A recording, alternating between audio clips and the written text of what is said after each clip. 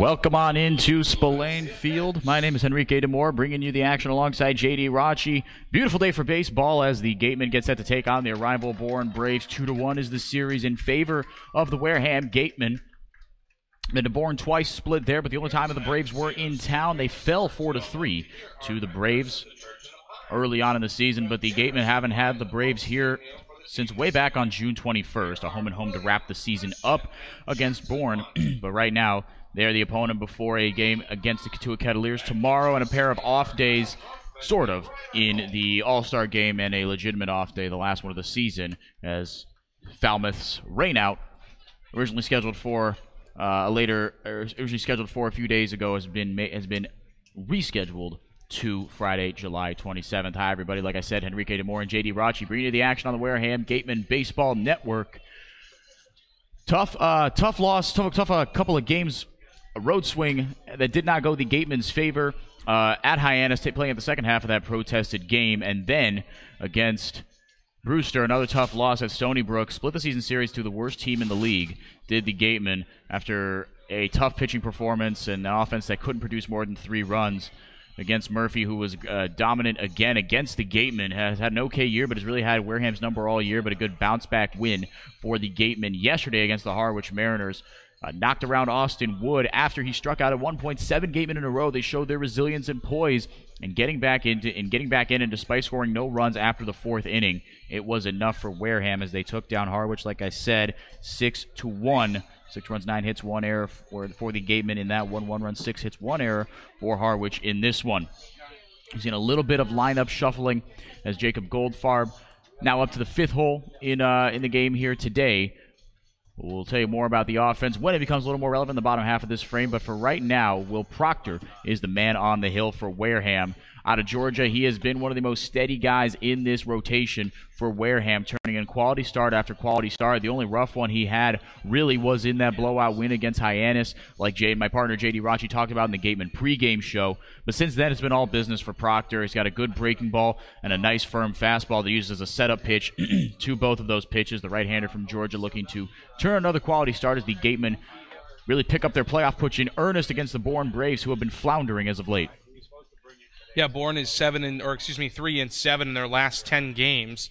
They really just haven't been able to put much together, especially offensively.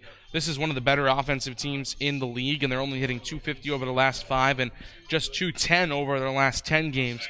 So it's going to be they're going to have to try and bounce back. They split a 2-game set with the YD Red Sox, the top team in the league, the last 2 days.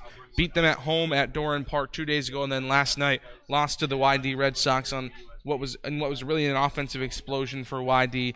And it's going to be tough with Brian Hoeing on the mound, considering how much he has struggled, but this offense really needs to get going for Bourne. The first guy to try to get it going against Will Proctor is Tyler Fitzgerald, the second baseman. Shoots that one straight back, as you saw. It'll be Fitzgerald, Prado, and Triolo, 1, 2, 3, getting set to go for Bourne here. Batting 4th, Spencer Brickhouse out of ECU. Batting 5th, Lyle Lynn out of Arizona State. 6th, the center fielder, Ashton Bardzell out of Hartford. Pitch number 2 comes in for a strike on the outside corner. Batting 7th, David Langer, the journeyman who will start his ball at UConn this coming year, his junior year. Thad Phillipson right out of UConn as well, and batting 9th, a designated hitter from Ole Miss, caught a few feet in front of home plate. The defensive alignments for your Gatemen, and left to right in the outfield, Jacob Goldfarb, Jeremy Idens, and Isaac Collins back in the lineup today and in his usual right field spot. Left to right in the infield, Austin Shenton, Ryan Kreidler, Sahid Valenzuela, and Lyle Lockhart Jr. Business as usual for the Gatemen in that respect. That one upstairs, 1 and 2. And Drew Millis behind the plate for Wareham today.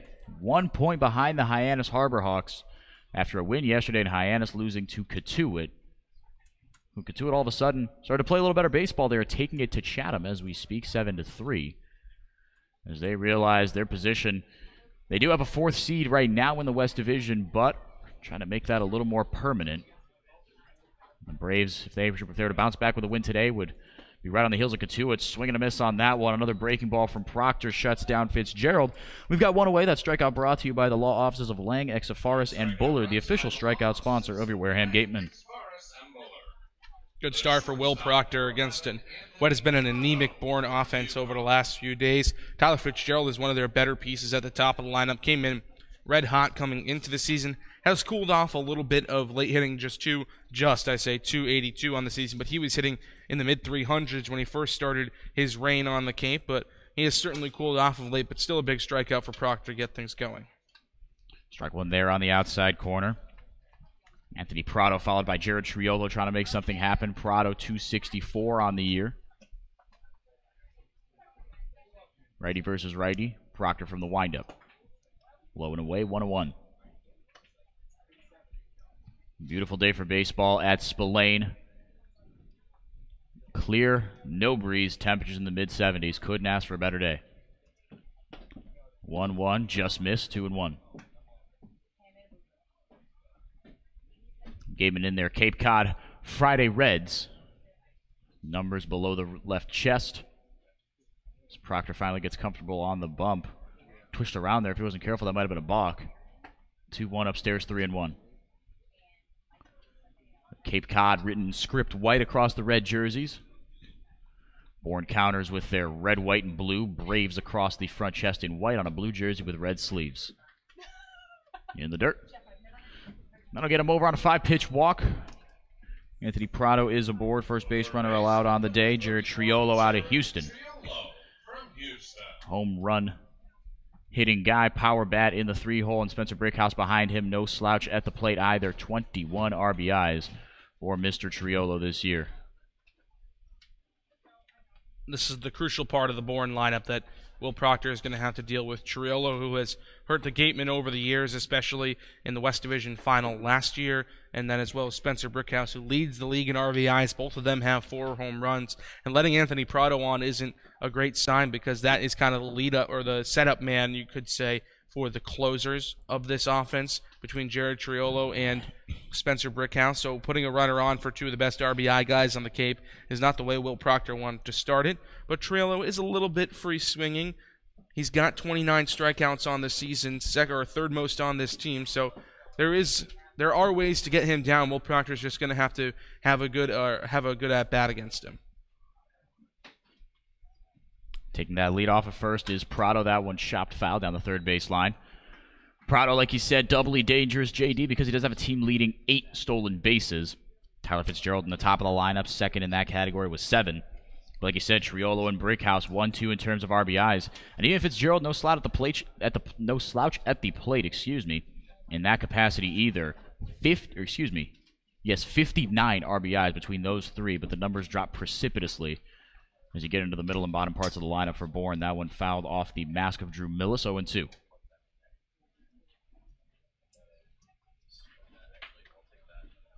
Like you said, it is interesting, JD. You and I were talking about this before the game. Even though Bourne has been in quite the tailspin as of late, their offense, considering they've lost 7 of their last 8 games, the fact they're hitting .250 over that stretch is not that bad. But, I mean, if you can't score enough runs, it doesn't matter. I mean, like you said, the pitching hasn't been great, but the offense just hasn't done enough. Objectively, it's been okay, but they haven't scored guys when they've needed to. The last 5 games have been a little bit better. They're hitting .250 in the last 5. But the last 10, where they're 3-7, they're hitting just .225, which is just not the number you want to see. Only 73 hits and over 300 ABs, 2 home runs, and 29 RBIs. So 29 RBIs over 10 games. You probably have a couple of more runs factored in that didn't come in on RBI, so that's still only about 3 runs a game. And with offenses as high-powered as they are in the West, that is not going to win you enough games, especially when you've got teams that you're playing in the East, like YD. 2-2. Prado takes off that one sky to right field. Isaac Collins under it, fires in the infield. More as a formality, if you will. Scampering back to first base. He was off with the pitch. Was Anthony Prado. But Triolo, an important bat, like you said, JD, retired here, but now another tough bat out of ECU. Spencer Brickhouse steps up to the plate. This guy just straight up rakes for this team. He's got the most RBIs on the Cape this season, 4 home runs. He is really the Brian Packard of this team, which is funny because they both are ECU Pirates. College teammates. Packard, of course, going home, got a little bit sick after Team USA. He will not be with the Gatemen for the rest of the summer. But Brickhouse is the key bat in this lineup. Big left-hander, plays first base and outfield. DH is a lot for them. He is going to be crucial to set down in this lineup because he has so much power. If you can contain him, you can really help contain the Bourne offense. Bourne offense, one of the better ones in the Cape, like we've said, has started to hit better as of late. Brickhouse has been very consistent. That one chopped weakly first base side. It'll roll foul. Getting extra life, but down quickly 0-2 to Proctor is Brickhouse. Brickhouse batting .267 on the year. First team all AAC this season with ECU. 10 home runs, 50 RBIs for him. Those numbers are down from when he hit .310 as a freshman. 3 different publications naming him a freshman All-American last year. Second year he's been on the Cape as well. Woods is Will Proctor, but the threat on the base is erased, and that is how the Gatemen get out of the top of the first. To the bottom half of the frame we go. Scoreless here from Spillane on the Gatemen Baseball Network.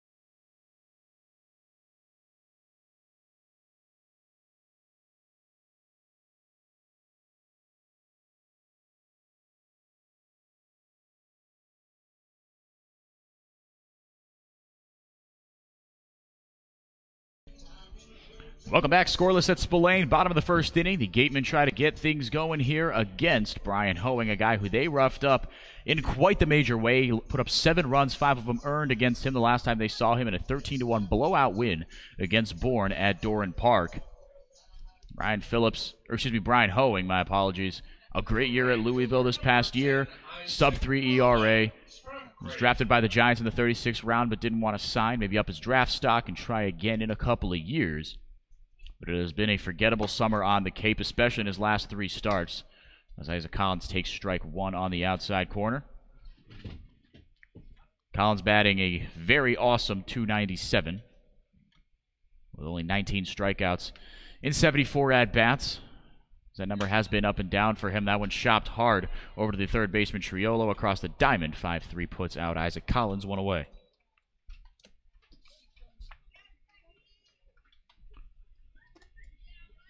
Now Sahid Valenzuela bats with the bases empty and 1 out. The second baseman, number 3, Sahid Valenzuela from Cal State Fullerton. Valenzuela, a cool .314 on the season as well for him. One of the more consistent bats in this Gatemen lineup, so looking to turn around a bit of a small slump here as he takes strike 1 about chest high. Is riding a 4-game hit streak, but has only registered 1 hit in all 4 of those games. But he's been unbelievably productive on the base paths once he's gotten there. He scored a run in all 4 of those games and had 2 in the 5-3 loss against Brewster. Strike 2 at the knees. 5'9", 160, small, speedy kid from Cal State Fullerton. As good as his bat has been, his best asset this year has probably been his glove at second base. That one skied shallow left field. Coming over on it and making the catch is Langer, the journeyman from UC Davis. Now playing his ball at UConn starting this year before making a stop at community college. Say a little bit more about him when he comes up to bat for Bourne. But for now, batting with the bases empty and 2 outs. Unfortunately, a situation that Shenton knows all too well, especially in the first inning of games. It's Austin Shenton.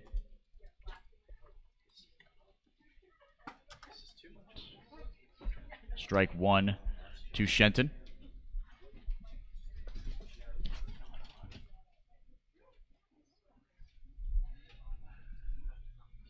The 0-1 to Shenton. Swing and a miss, 0-2.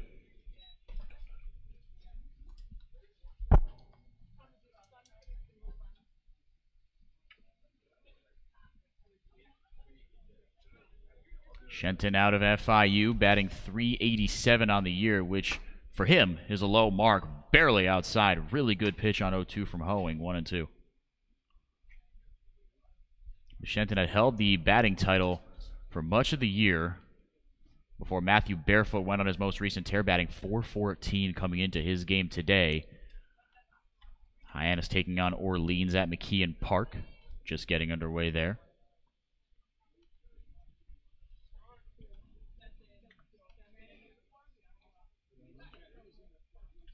Infield straight up for Bourne. We are scoreless, 2-2. Or excuse me, 2-2 is the count with 2 away.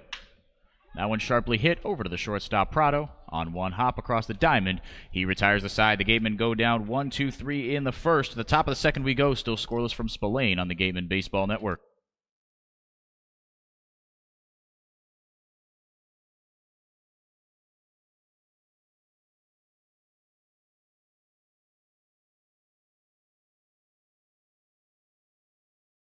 Gatemen Baseball is officially sponsored by Robertson's GMC, the truck professionals. Located just 2 miles away on Cranberry Highway, we are proud to...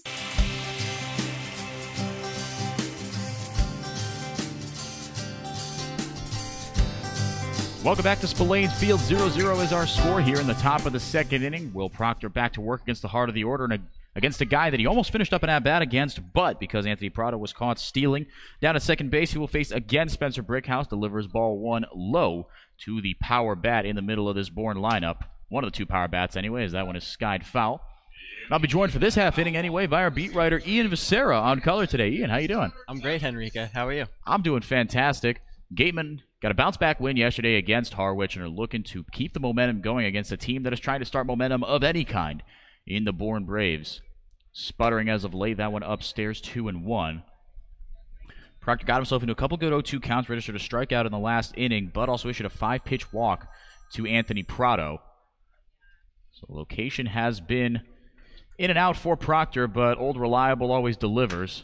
That one's skied into deep right center field. Collins and Idens going back on it. Collins still going back. Idens reaches up and makes the catch for out number 1. And a long one at that. Battling the sun all the way back was Idens, but corrals it for out number 1. Yeah, Henrique, something that the Gatemen are really fortunate to have is 2 great outfielders, Hunter in center field, and if he's not, Jeremy Idens, just 2 guys who can really go out there and get it, and we saw it right there. That's a difficult play, but Jeremy Idens just made it look easy. He was going a long, long way, like you said, Ian, but that one hung up in the air long enough for him to bring it down, and now Lyle Lynn is the batter batting in the 5-hole for Bourne, but Lynn has struggled as of late. He chops that one weakly down the third base line. Shenton, couple of hops, couple of glove pumps across the diamond. Shenton sure-handed as always at third base, retires the 3rd straight Bourne Brave, and now with 2 outs and the bases empty, here's Ashton Bardzell. Number 30, Ashton Bardzell from Hartford. Bardzell out of Hartford. He's been in and out of the lineup for Bourne, but has found a more consistent home in the lineup as of late. Registered multiple hits in 2 of his last 6 games. Has hit safely in 5 of his last 6, including a 4-for-4 career day against an awesome YD team a couple of days ago. Strike 1 delivered by Proctor. Proctor with a great pitch right there, the fastball to get it over and really establish himself. Proctor's doing a great job of that so far. The 0-1. Low and away. 1-1. But if you're going to miss, you miss low. And Proctor does have really good breaking stuff. Both of his breaking pitches really good out of the right hand of the Georgia Bulldog. But they are set up very well also by that fastball. The 1-1 swing and a miss. Went upstairs with that one. And now Ian went fastball, breaking ball, both low and away. Fastball up here. What do you think on 1-2 you go with? I think he's going back to the fastball in this one. Yeah. Establish that pitch, get it going early, have a good couple innings. We'll see what he does here. The 1-2 goes with the breaking ball, just misses upstairs. And I'm 0 for 1. It is sometimes an exercise in futility, really. It really is, the logical thing sometimes doesn't happen, and sometimes it's just what the pitchers are feeling. But now 2-2 here, still in the driver's seat. Proctor from the windup. Fastball that time. That one skied into left center field. Idens looks like he's got a beat on it and makes the catch a few feet shy of the warning track. And that will do it for us here up in the booth as the Gatemen get the Braves to go 1-2-3 in the middle of the lineup. We will be right back ourselves, meaning myself and Ian. But first, before we get there, we've got our own Mary Orders, who is live next to the dugout with Jared Horn. Mary, what do you got for us? Thanks, guys. So, Jared, you're going to be relieving tonight. How are you feeling about the outing? Feeling good. Yeah, I'm ready to go. And what are some pitches you throw to try to get ahead of batters? I'm going to attack hitters with my fastball mostly, maybe an occasional curveball first pitch. Yeah. Have you been working on anything in particular with Coach Lawler? Just staying consistent, making a game plan and staying back on my front side. Same thing every night. And with the season winding down, do you have any personal goals or team goals? I'll just keep winning. I'm trying to make a run at the championship maybe.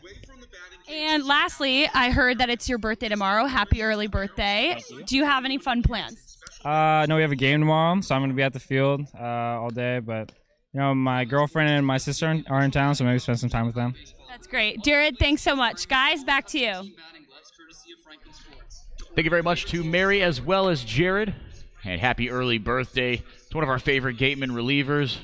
Awesome guy. We had him on headset for a full inning against Falmouth, and he was an absolute joy to talk to. We talked about everything from his journey at Cal, what it's like to be teammates with someone like Andrew Vaughn. Couldn't believe I slipped on the best player in the country's name. Yeah, he's hard to forget. He's tough to forget. Somehow I did it. But he was an absolute joy to have on, so we wish him all the best tomorrow on his lucky day. That one is chopped left side on a couple of hops. Nifty play there. On the hop, finally, is the out recorded. 6-3 on that putout. Yeah, Henrique, you're really blessed. You had Horn on for a full inning, and now you have me on for the full inning. I can't think of anything better. No, me neither. Honestly, I'm just happy to get rid of that JD kid for a little bit. Oh, yeah. A little joke. JD is awesome. All three members of our Gatemen broadcast team I love doing broadcasts with, including myself when I'm by myself. I'd be lying if I said I didn't like to hear myself talk. It's part of the reason you do this job. But it's besides the point right now. Idens retired, and a nice throw from Anthony Prado across the brick house, the first baseman. Jacob Goldfarb in unfamiliar territory in the 5-hole. He's going to chop that one weakly over to Fitzgerald. 2 hops fields it on his left side. Pair of really quick outs for Brian Hoeing. He seems to have gotten back to the stuff he had going in his first couple of starts of the year before the last 3 really had not gone his way. Yeah, that's already the 4th ground ball out of this one. We're going to have to see now if the Gatemen hitters can really, to use some fancy terms, launch angle, get under some balls, drive it to the gaps, and let's see if Lockhart can do it here. Lockhart, a guy who has shown flashes of power, but has yet to get it going on a consistent basis. But we've seen this kid, and at his best, his bat is a force to be reckoned with, absolutely. Even though he is just batting .203 on the year, he bats from both sides of the plate, a very technically gifted hitter. And we've talked about how, the shoes he's had to fill, at least defensively, were those of Andrew Vaughn, whose name I actually remembered. And he's been really impressive at first. Yeah, Henrique, he's done a great job over there. And, it's tough because, again, Vaughn is an all-conference defender over there at first base in the Pac-12. So, he's not replacing a stiff over there who can't field. He's replacing one of the best in the business. 2-1, shot foul straight back. So we'll do it again. Gatemen trying not to go down 1-2-3 for the second straight inning. And to just go off that point, something JD actually talked about in the pregame was just how important it's going to have to be for the Gatemen going forward if they want to make a playoff run, for Lockhart to do well, Parks to do well. And it's something I think they can. They're really starting to see the ball better, swing a little better. Sure, they're still hitting into outs, but we'll have to see how it goes. The 2-2 breaking ball sends it into left center field. This might be trouble, but a nice running catch. Actually popped out of his glove. Langer had a beat on it. It popped out of his glove. It was going to be a tough play to make, but the future UConn Husky couldn't hold on to it. We'll see how they score that, a hit or an error, as it was a very tough play. but it seemed like it was all but caught by Langer. But either way, Lockhart aboard here with 2 outs. So they do, in fact, rule that a single. So with his first base knock of the day, Lockhart is aboard. And now another guy who we've talked about who's tried to get the bat going, and we've seen the raw power that this kid has in his bat. Some balls have just hung up just a little too far and allowed outfielders to make plays on him, but he's been robbed of a couple. I mean, how cool was it to see the 2 balls he hit against Hyannis in that second half of that makeup game? Yeah, he put some good swings on that one. And then going off that, last night he hit 2 balls pretty well, but just lined out both the center field on those. The Kent State Golden Flash trying to get it going for his Gatemen. A little 2-out magic here. But very quickly down 0-2. Hoeing been keeping things low and on the outside parts of the plate to both right and left-handed hitters. Right-hander from Louisville, a sub-3 ERA this year for the Cardinals. But it's been an up-and-down season for him on the Cape. The 0-2. Swinging a chopper, right side. A couple of hots, Fitzgerald will retire Pavin Parks. So the Gatemen get a little something with 2 outs, but they strand Lockhart at first base. We'll go to the top of the third here from the Gatemen Baseball Network. Ian, thank you so much for joining us for this inning. It's been a pleasure. Thanks, Enrique. Let's do it again real soon. Legacy Insurance Agency at 213 Main Street here in Wareham can offer you coverage for all your insurance needs. We have the bundle discounts, the accident forgiveness, the vanishing deductible, no loss, etc. But unlike those other gimmick companies, we can quote you with multiple carriers. So forget the lizard and the price tool and come talk to a professional. We'll help you find what's right for you. Shop from home year-round on Gatemen.org. You can customize your Gatemen gear from any device, anywhere. We offer a large selection of apparel and unique gifts 24/7, 365. Hard to find sizes, colors, and styles. Youth Clinic registration is also available. Visit us today and remember us for holiday gifts at Gatemen.org. Cape Cod Healthcare is the leading provider of healthcare services for residents and visitors of Cape Cod, with 2 acute care hospitals and more than 450 physicians. For more information, please visit capecodhealth.org. Cape Cod Healthcare, expert physicians, quality hospitals, superior care.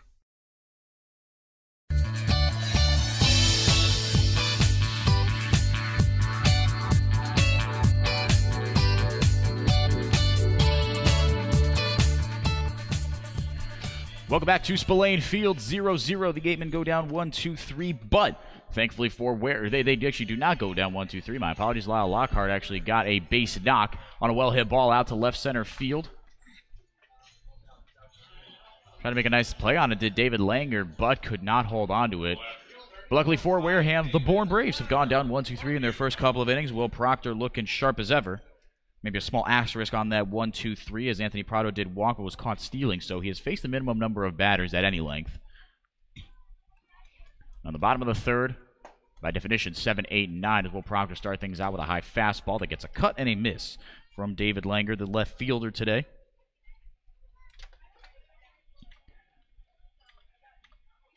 Searching for his first Cape League hit. 0 for 6 on a very short season, 1-1. The only team he's faced has been the YD Red Sox, as Bourne played a home-and-home against YD these last couple of days. Won 6-3 in the first one, lost 8-2 at Red Wilson Field in the next one. If there's anybody that can break out of a kind of a slow start, it's David Langer. He hit .407 this year at Chabot Community College in California. .515 on base. It was legitimately, statistically more likely that he would be on the base pass after an at-bat than he would be out. That is when you know you are succeeding. Not a ton of power, 11 doubles and 4 home runs, but he's a great middle-of-the-order piece that just gets on base and scores runs. So he's trying to do a little bit of that, but Proctor establishing 2 strike counts very well. Gets another one here. That one shot into the glove of Austin Shenton. Nice nifty play to his left side across the diamond. Retires Langer for the first out of the inning. It's a nice play from Austin Shenton. Came up on him really quickly. Had to make a split-second decision whether he was going to let it take another hop or if he was going to pick it kind of out of the air on that short hop. Picked it out of the air. It looked like he made the right decision. If he had let it take another, it would have had to have been Ryan Kreidler's ball, and he wouldn't have gotten there in time. No, it would have been a little more troublesome, to be sure. Shenton showing his defensive prowess as that one is hammered down the right field line, but foul. Thad Phillips out of UConn, batting $151 on the year. A high strikeout guy as well, 21 in 53 innings. 5'7", 190 as that breaking ball misses way upstairs. Good thing Thad Phillips is 5'7". If it was literally like a couple of inches taller, that's hitting him straight in the noggin. As Proctor, the breaking ball has been good today, but only when he's kept it low. The 1-1 here, swing and a miss, 1-2. That fastball is so crucial. We talked about it in the pregame show, Henrique. The breaking ball is always there. The breaking ball is always there for him. That's always his go-to pitch. But when he can command the fastball and put it in spots like that where it's nearly unhittable, that was a really good pitch, even though it missed off the plate. When he can put it in spots like that and blow it by guys like Thad Phillips, he's going to have a lot of success, and he's going to go long into this outing. The 2-2 in the dirt. Going to go long into the outing, and I think in a perfect world, you get 5 out of Proctor, 3 out of Jared Horn, maybe 4, and maybe a 1-out save or something for the lead. Excuse me, a 1-inning outing. As that one is rung up at the knees of Thad Phillips, a late call. And that one a strike on the outside corner. Cooper Johnson out of Ole Miss, the designated hitter today in the 9-hole. Not often you see that combination, a DH in the bottom of the order, but that is where Bourne Braves have opted to place their 9-hole hitter. Fouls that one off. Johnson quickly down 0-2. Will Proctor been attacking hitters early. A lot of 0-2, 1-2 counts out of this kid. He's been in the driver's seat all day today. In the 0-2. Little breaking ball sharply thrown on the outside part of the plate. Doesn't get enough of it, 1-2.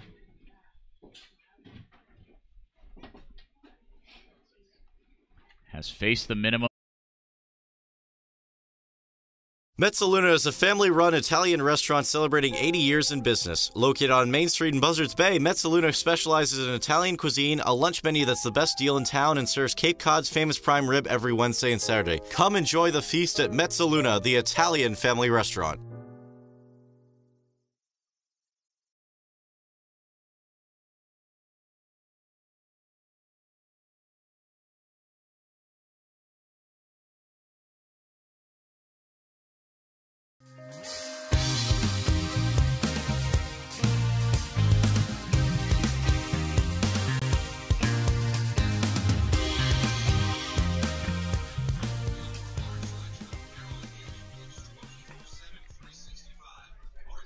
And it's time for the first Cape League update of the night.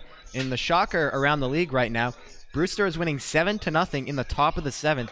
The Brewster starter, Zach Lingenfelter, threw 5 no-hit innings before he was relieved, and the subsequent reliever gave up the first hit of the night. But that one is all Whitecaps, 7-0. Jesse Franklin with a home run in that game, as Brewster also had quite the comeback on them. Compliments of the Orleans Firebirds earlier this year, up 8-1 going into the 7th. Things fell apart fast for the defending champion Brewster Whitecaps. They've been playing really good baseball as of late. Breaking ball just misses to Kreidler, 2-1.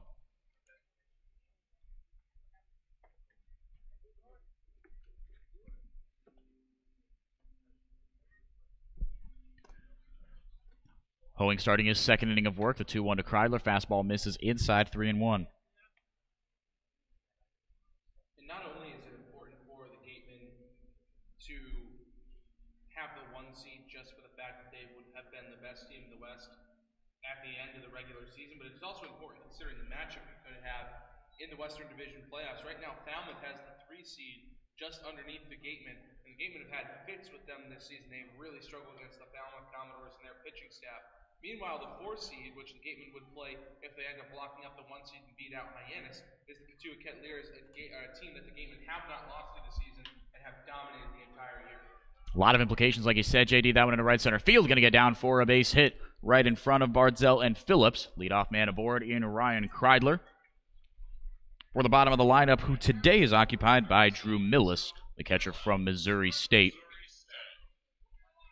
Him and Gian Martellini, as well as Luke Roscom, splitting time behind the dish. Roscom, a guy who has played also corner infield. For Drew Millis, we saw him get a start in right field earlier this year as well.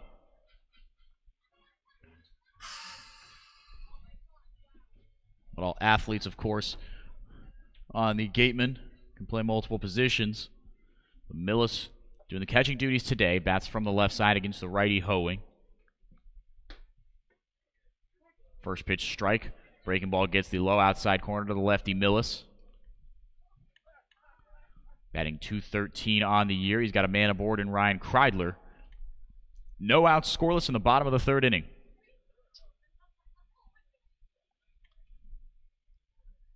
Sets up low and away. Does Lyle Lynn. Gets it right there, but just a bit outside. 1-1. Millis 1 for 3 in the 5-3 loss to Brewster. Also a walk in that one. But before that was hitless in his last 3 games. Started to bust out of a mini slump. Well, to continue to do so here. Was swinging a really good bat early on in the year when he was in and out of the lineup. Batting average peaked at .276 after a 2 for 3 affair in the win at home against Hyannis, 4-3. Last time those two teams met at Spillane. Now the 1-1 to Millis. That one shot into right field, going to get down for a base hit. Could be trouble as around second and on to third is Ryan Kreidler. Runners at the corners, 1 out here, and the Gatemen finally starting to get to Brian Hoeing. For a guy that's only hitting .125 over his last 5 games and .118 over his last 10, Drew Millis is an important part of this lineup because he's at the bottom of the order, and of course that 9-hole hitter is the part of the order where you've got to be the second leadoff man. Number 10, Isaac Collins from Creighton. And Isaac Collins, of course, is the actual leadoff man, as Jeremy Idens has been shuffled down to that 4-hole where he has adjusted very nicely. Idens has been hitting, in the mid-320s, 330s pretty much consistently for the last couple of weeks.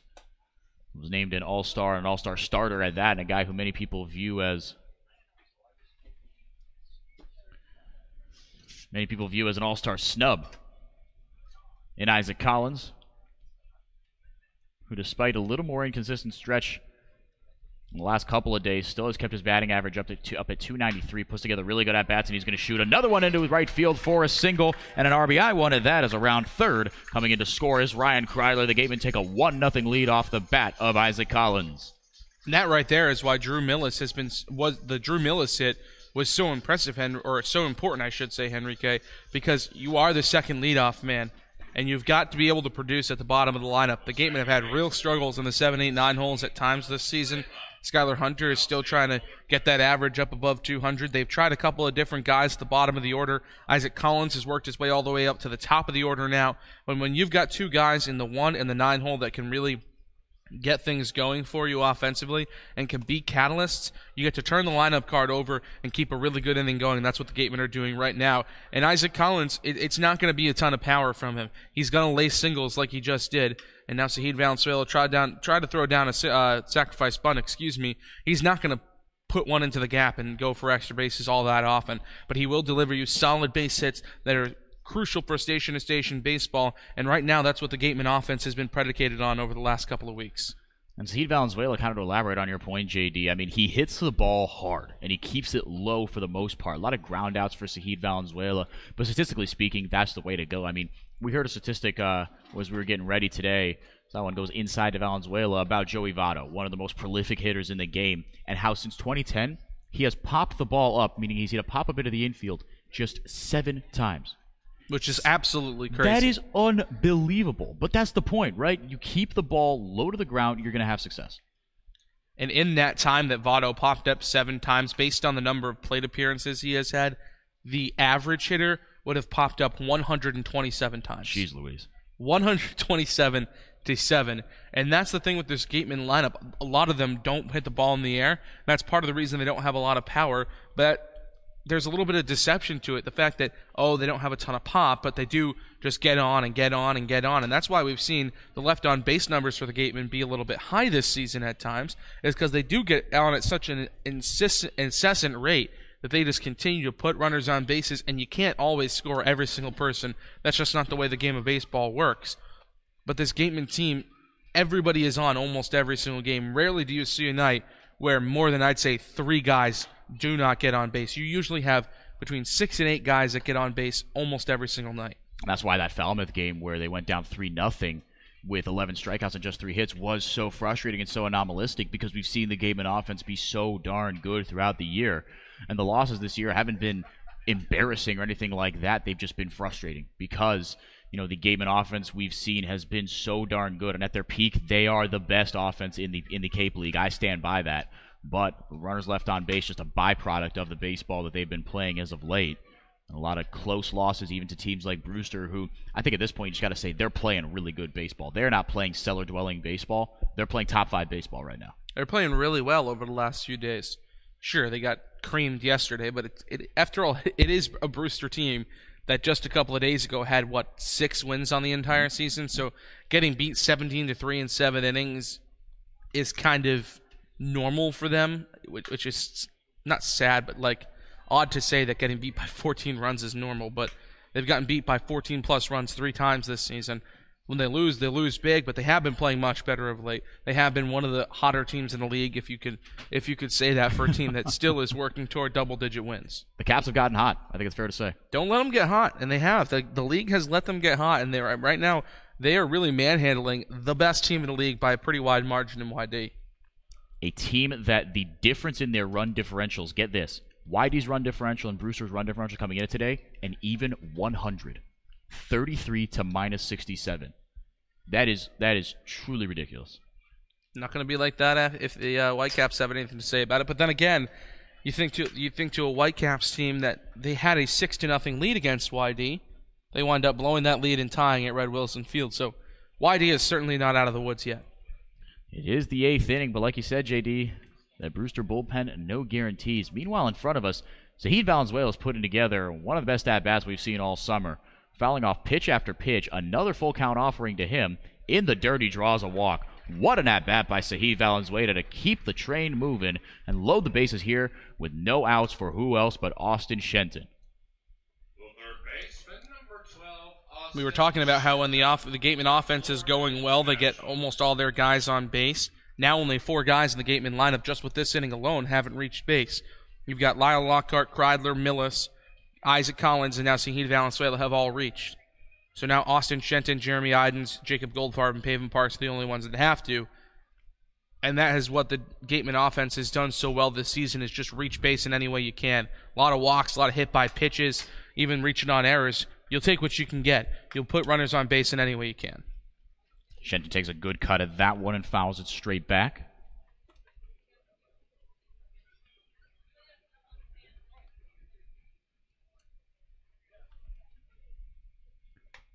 Next pitch just outside, 1-1. Valenzuela in that at-bat. As I try to count the pitches here. 9 pitch at-bat from Valenzuela. Really good stuff for the Cal State Fullerton Titans. Swing and a miss on that one. He's kept the breaking balls away to Shenton, has Hoeing. Shenton's a guy that we saw shifted on like crazy in the middle part of the season, but not so much as of late. That'll come with the down numbers over the last couple of days. And not even down, just not as crazy good as he had been, but delivers here. Delivers here with a single up the middle. One runner's going to score, and chugging around second, and in to score is Isaac Collins. The second safely is Zahid Valenzuela, and Austin Shenton delivers big 2-run single to put the Gatemen out in front. 3-0, now comfortably in the lead. Still no outs for Jeremy Idens.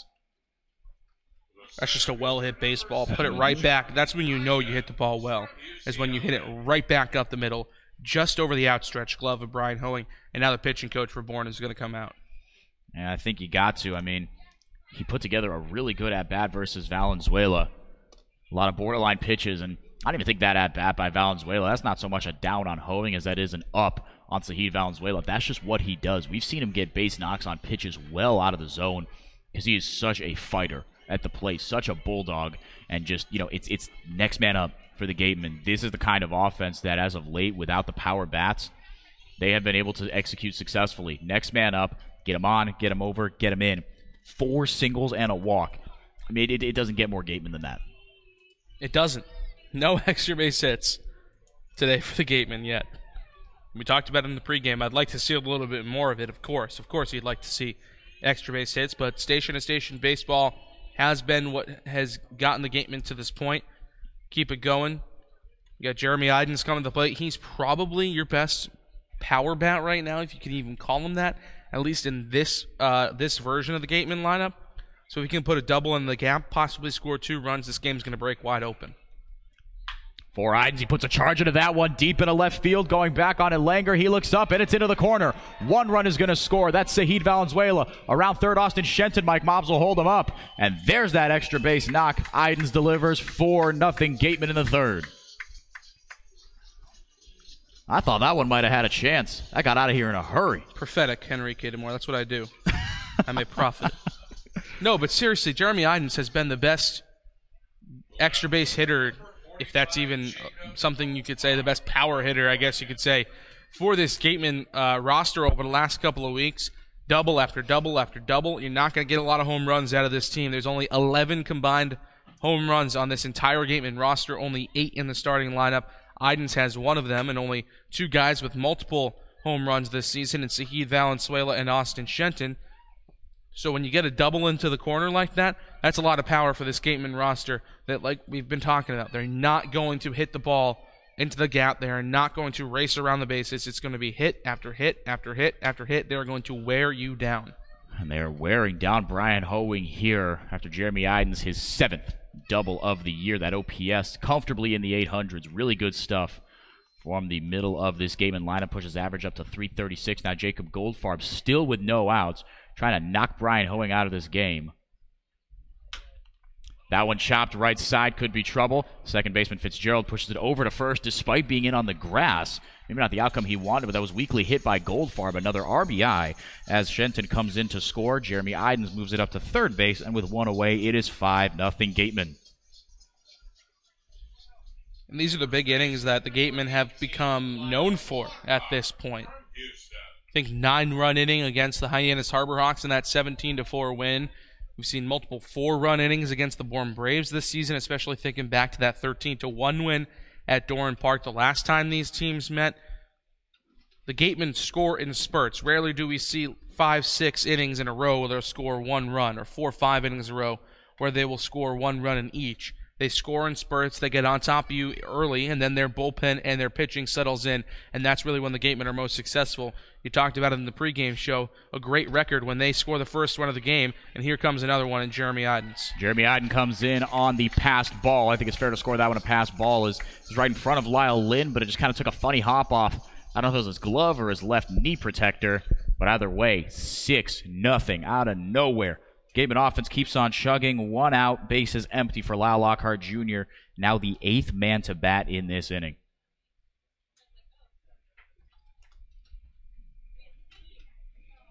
The pitch count on Hoeing through 2 1/3 innings up at 50.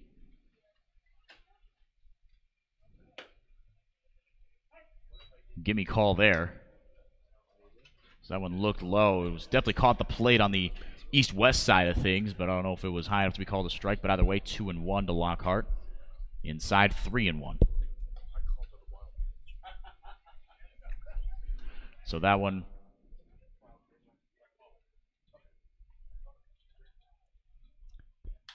(3-1) skied foul. Count runs full on Lyle Lockhart. Get a scoring clarification. That one was ruled a wild pitch as opposed to a pass ball, so 0 for 1 for me. But either way, it does get the 6th Gatemen run of the day in. Jeremy Idens with some heads-up base running. You saw the funny hop it took off Lyle Lynn. Took advantage of it, and the base is finally empty. 3-2 skied into left center field. Bardzell running over on it. He will make a nice running catch. Lyle Lockhart put a charge into one, but ends up in the glove of Bardzell. 2 away here in the third. The designated hitter, number 16, Haven Parks from Kent State.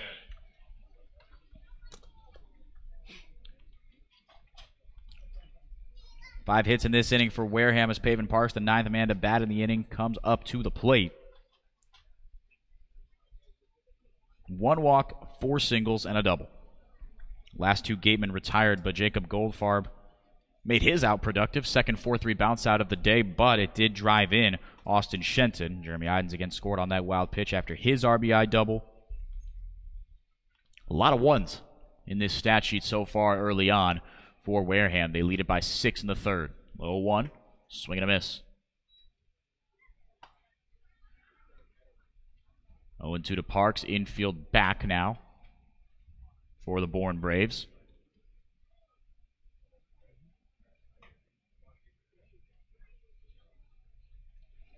From the windup, Hoeing delivers the 0-2. Outside, 1-2.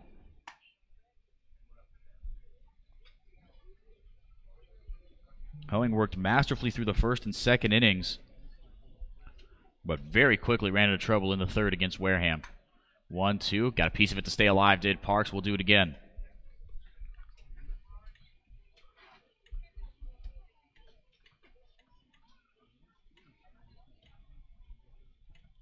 Parks 1 for 5 in yesterday's 6-1 win against Harwich. Looking for his first hit of the day. Sends that one weakly over to the glove of Fitzgerald. Couple of hops, easy throw for him.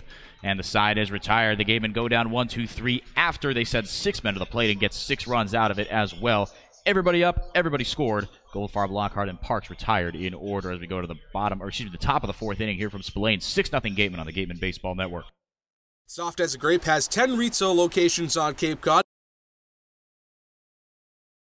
Stop into a Soft as a Grape store for the best Cape Cod products. Stores located in Falmouth, Mashpee, Woods Hole, Hyannis, Chatham, Provincetown, Edgartown, Oak Bluffs, and Vineyard Haven. From beach day to every day, Soft as a Grape has you covered.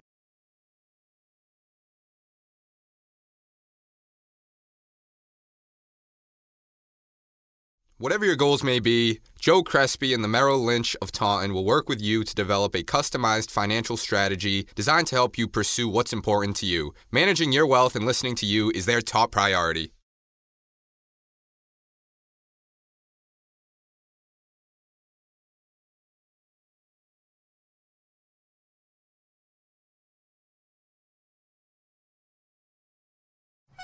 Folks, after the game, be sure to visit El Mariachi on Main Street for the best Mexican food in Wareham. The cantina provides a delicious late-night snack accompanied by fun cocktails.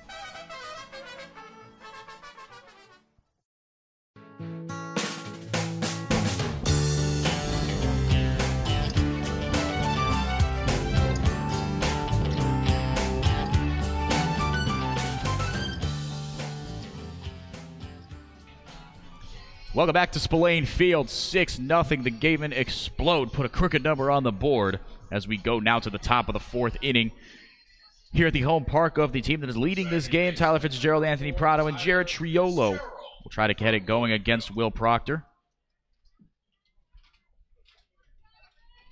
Proctor's worked through the minimum 9 batters in this game so far, trying to give his team their 20th win of the season. 19-13-1 for Wareham coming into this one. Meanwhile, in their 33rd game of the year, Bourne 14-17-1, 5.5 games back of the division-leading Hyannis Harbor Hawks, 4.5 games back of the Wareham Gatemen, 10 points back of Wareham as well. They are fighting with Cotuit for that last playoff spot, as it looks like Falmouth has solidified themselves as one of the better teams in the West and in the league. Actually have the 2nd best run differential in the entire league. They surpassed YD coming into today, and if YD does end up losing by that wide margin to Brewster, that'll stay that way. Unless Falmouth gets shelled today, but really don't see that happening the way they've been playing.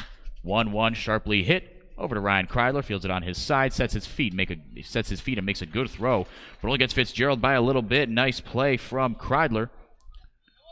1 away here in the 4th. Proctor working masterfully through his first 3 1/3 innings of work.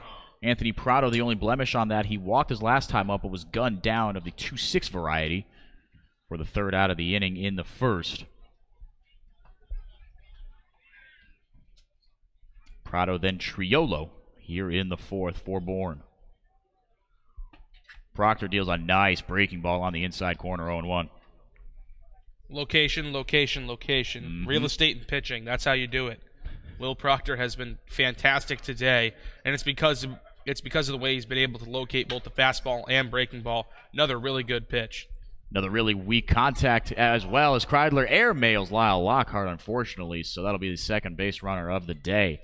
Prado on for the 2nd time today, and Jared Triolo will bat with a man aboard and 1 out. That's a tough play for Kreidler. He had to back up a couple of times. I think he backed up maybe 1 too many times, moving backward, and that kind of threw his balance off a little bit. He couldn't get the throw over to first base like he wanted to. But again, much like the first inning, now you got a dangerous runner in Anthony Prado on first, with the meat of the order in Jared Triolo and Spencer Brickhouse coming to the plate for the Bourne Braves.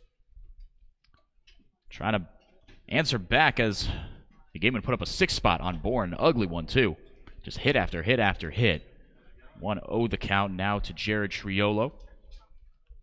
Prado reaches on the E6 for those of you keeping score at home.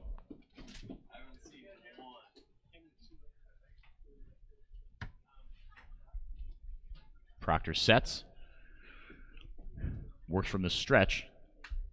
That one shot straight back, 1-1.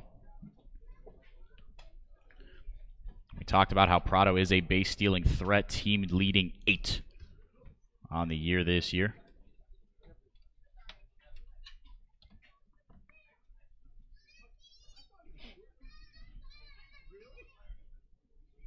Triolo ready for the 1-1.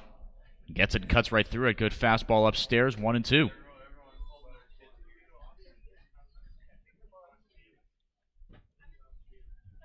Gatemen trying to push an already incredible home record, 11-4 to 12-4 on the year. A bevy of home games and a bevy of Western Division games coming up for Wareham in the last 10 of the year before the playoffs start. The 1-2 in the dirt, 2-2. I think that will benefit the Gatemen, as they are better against the East than they are against the West. But the home record for the Gatemen, like I said, 11-4. And I hate to be a little presumptuous, but if things hold here, 12-4. That should help them out as they look to secure the 1 seed and get a matchup with either Katuitt or Bourne, whoever locks up that 4 seed, instead of, like you said, the Commodores, who have been playing probably the best baseball in the Cape besides maybe YD.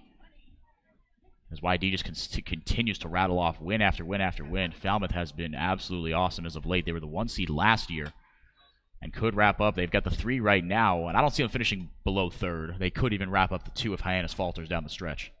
They certainly could. Falmouth has been really good, and it's been that pitching staff.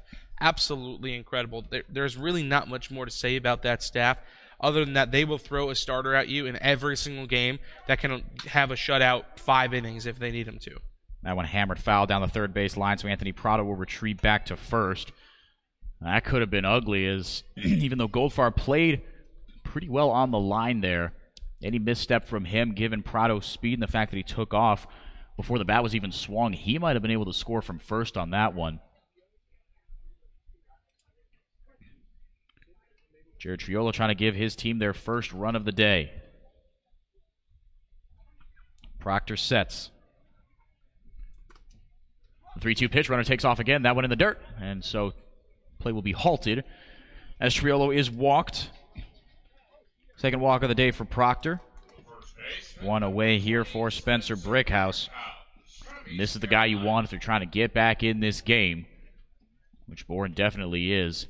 They do trail Katuitt by a game in the West. Trail a playoff spot, more importantly, by a game as well. Crucial at-bat coming here for Will Proctor. He's allowed the last 2 runners on, one not by his own fault, but the other one from a walk. So he's got to settle in here, because with Spencer Brickhouse's power, he could half this lead with 1 swing of the bat. He really could. Dangerous bat here. A long, and I mean long, fly out to right center field. Jeremy Idens made a really good run on it. It hung up just enough for Idens, an underratedly solid glove in the outfield, to run out and corral it. Best case scenario here is the double play. Proctor delivers a fastball upstairs, and they're going to say he went around strike 1. Brickhouse is one of those guys I've mentioned a lot this season, but especially power backs, your eyes get big when you see a fastball up. That's a pitch you want to drive, and you want to drive it a long way. So you don't want to live up in the zone if you're Will Proctor, but if you can sneak that pitch over every once in a while, you'll be much more effective on the mound. And I think, JD, to your point, that's exactly what he's done, because he hasn't left anything in the middle of the plate, but he's gotten a lot of swing and misses on the fastballs high. But again, it's made doubly effective by the fact that his breaking ball and his fastball otherwise have been at knee level. That's what you got to do. We always talk about mix speeds, mix eye levels. Change them up. Really mess with hitters' minds so they never know what they're going to get, and that's a good changeup. Good changeup on the outside part of the plate. That's his money spot if Proctor can keep hitting that outside corner, especially to Brickhouse. Can't leave anything inside of this power bat from ECU. He's got him 1-2 here.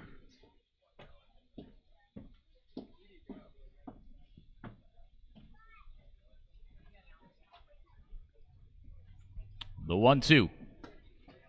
Just low, 2-2. But again, if you're going to throw a pitch to a power bat like Spencer Brickhouse, keep it low. Yeah. That's where you want to miss. He's going to pound it into the ground, and like you said, best case scenario here is a double play. And if you pound one into the ground and keep the soft stuff low, that's your the most likely way you're going to be able to get a ground ball is if you put soft stuff down in the zone. Try to get that weak contact, like you said, JD, which definitely is the best case scenario here. Middle infield ready for it for Wareham. The 2-2 lifted into right field. That's going to get down for a base hit. Might get a run in around third. Anthony Prado will be held up. Instead, the bases are loaded as the throw comes in. Drew Millis drops to a knee to cut it off. But a base knock here from Brickhouse puts all the ducks on the pond for Bourne. And Lyle Lynn trying to bust out of a slump in a big way here, get his team right back in it. They trail by 6 in the top of the fourth. Lyle Lynn is 0 for 1 today. If anybody needs to break out of a slump, it is Lyle Lynn. This guy has really struggled over the losing streak for the Bourne Braves, hitting just 192 over the last 10 games for him.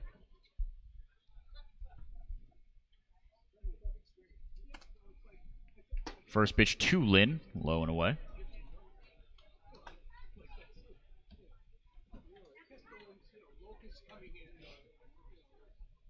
Wareham retaking their spot as the top defense in the Cape League.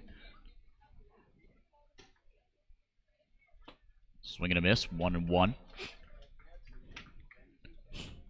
That double play would be well served here as Lyle Lynn nods at the stuff of Will Proctor with a pursed frown, saying, "Okay, Will, I see you. That was a good pitch.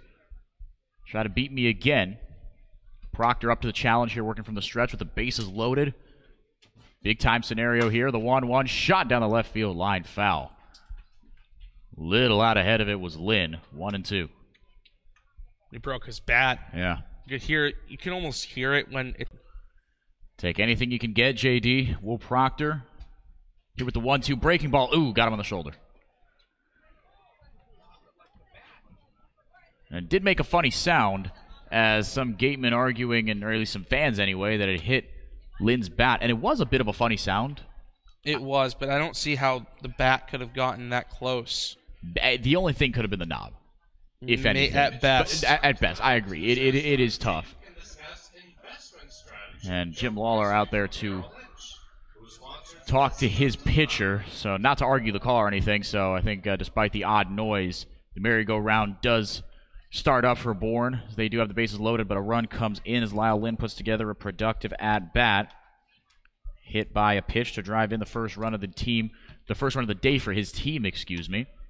And Will Proctor knows what he needs to do, nodding his head to Jim Lawler. He knew right away that breaking ball just did not break off the way he wanted it to. Going to be a little bit more difficult to double off Ashton Bardzell. Decent speed, especially in comparison to Lynn. Lynn is the perfect guy, lumbering catcher to try to throw out and double off, but double play still very much in play right here. Gets a swing and a miss on the first pitch to Bardzell, 0-1. And that mound visit, of course, brought to you by Joe Crespi from Merrill Lynch, who you can discuss investment strategy with, as Jim Lawler going out to discuss strategy going forward with Will Proctor. He tries to get out of this inning. The 0-1. Fastball at the knees, good pitch, 0-2. It's a big batter for Will Proctor. Not only because you'd like to get another out in this inning and get yourself a little bit closer to getting out of this jam, but also because you had Lyle Lynn at 2 strikes. You just need a bounce-back batter here and tell yourself, hey, I'm good, no worries, no reason I should be upset right now. Swing and a miss on that one. Cut right through it, did Bardzell. That one brought to you by Lang, Exafaris, and Bullard. 4th of the day for Proctor, and what a big second out for the sophomore from Georgia. Like you said, JD, he's gotten himself pretty consistently into 0-2 counts. Had Lynn there. Fastball just slipped, or breaking ball, just slipped out of his hand.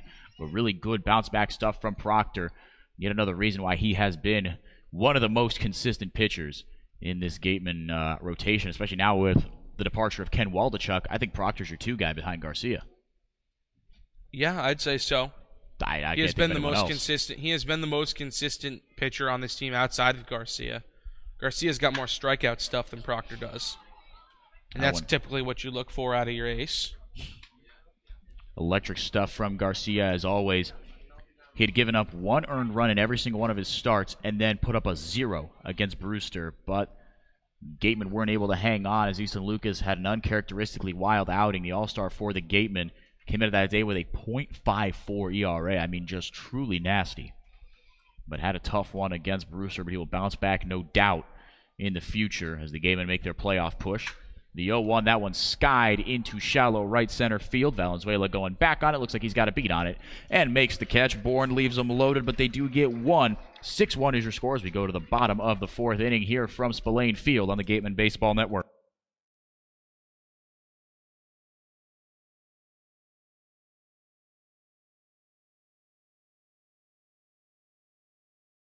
Get Gatemen gear. Check out the latest styles and colors of your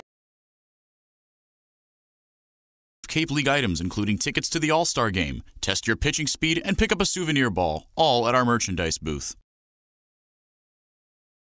Since 1950, Morse Insurance has consistently offered the best insurance at competitive rates to generations of clients in southern Massachusetts. If you're frustrated with paying for what essentially feels like just a piece of paper, it's time for you to check out the one-of-a-kind client experience that only Morse Insurance can deliver. The 2018 Cape League All-Star Game will be played at White House Field in Harwich, Sunday, July 22nd. Game time is 6 p.m., gates open at 2. One highlight will be the Cumberland Farms home run hitting contest. There will also be an autograph session and a large merchandise village with items from many of the teams. Support the Gatemen in part by purchasing your ticket right now at the merchandise booth. Tickets are just $5.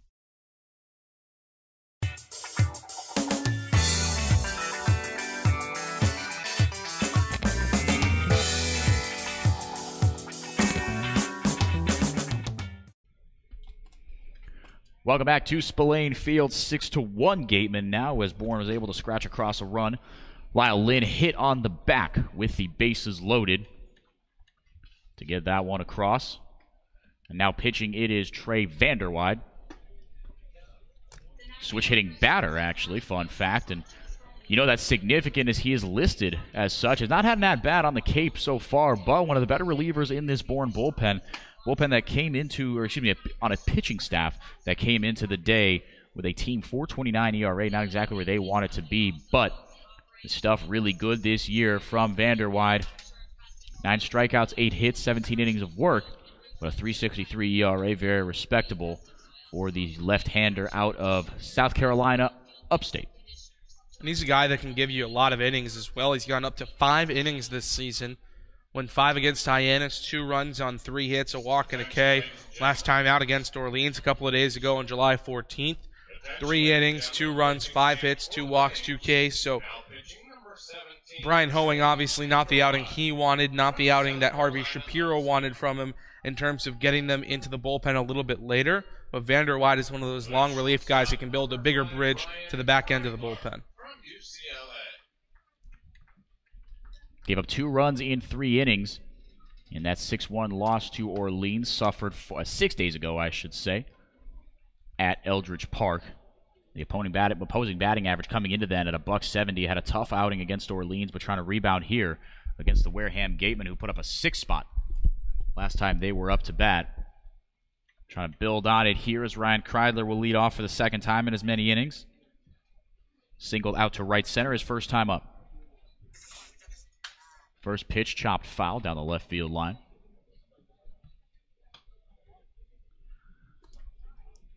Hoeing 3 innings for him out of Louisville. 6 runs, all of them earned on 6 hits. 1 walk, no strikeouts. The Gatemen continue to have their way with the Louisville Cardinal.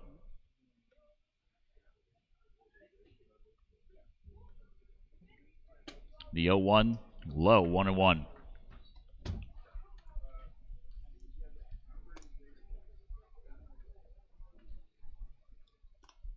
The Kreidler Millis Collins 8-9-1.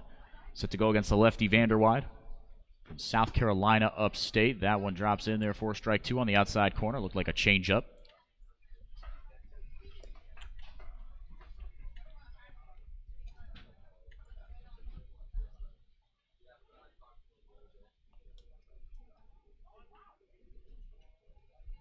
Lynn sets up low and outside, gets one low and inside, and he rings him up. Strike three looking to Ryan Kreidler. First K of the day for Vanderwide. First K of the day at all for the Bourne pitching staff. He moves to 1 for 2 on the day, and Drew Millis will step up to the plate with one out and no one on. My apologies.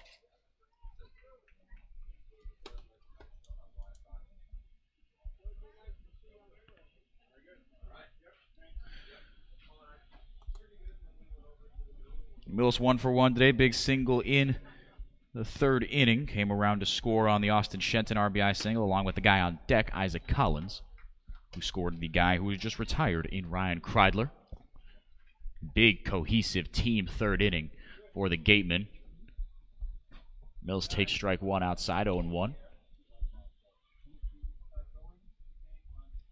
Vanderwide deals. Good breaking ball inside, 0-2.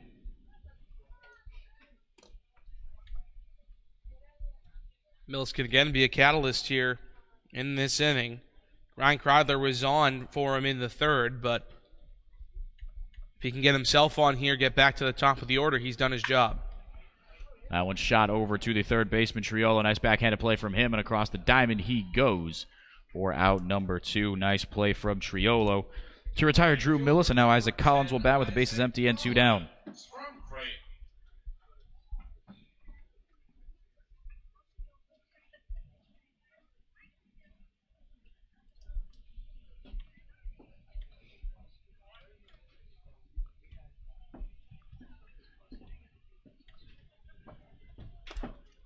Switch hitting, Collins batting from the right side now. Batting from the right side batting from the left side against the righty Hoeing, and now doing the opposite against the left-hander Vanderwide. 0-1 to Collins.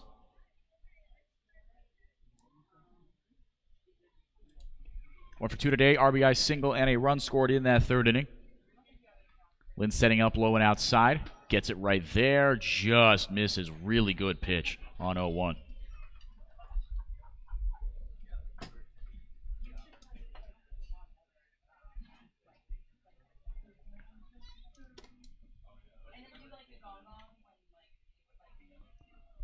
One to Collins. Swing and a miss. Good pitch. Breaking ball inside. That's what he threw for strike 2 against Millis as well. Now one pitch away from retiring Collins. Nasty stuff from Trey Vanderwide thus far, especially on that breaking ball cutting into the right-hander. Collins looked like an 11-5 power curve of sorts. We'll see what he goes with here. 1-2, setting up low and outside again. Same pitch, same result. Just misses. Really good pitch.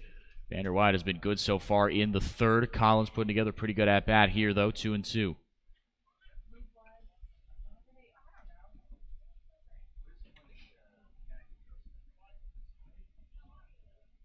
Deep breath. Vanderwide kicks and deals. The 2-2 inside.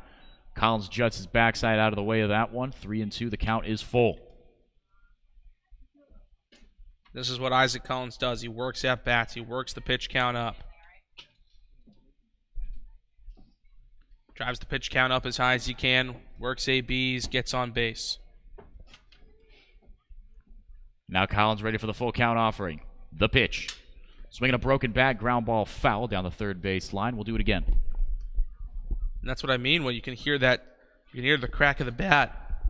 It's not a full splinter, it's not a full shatter. It's just you can hear it kind of crackle in the middle of the bat almost as Isaac Collins goes to get a new piece of lumber.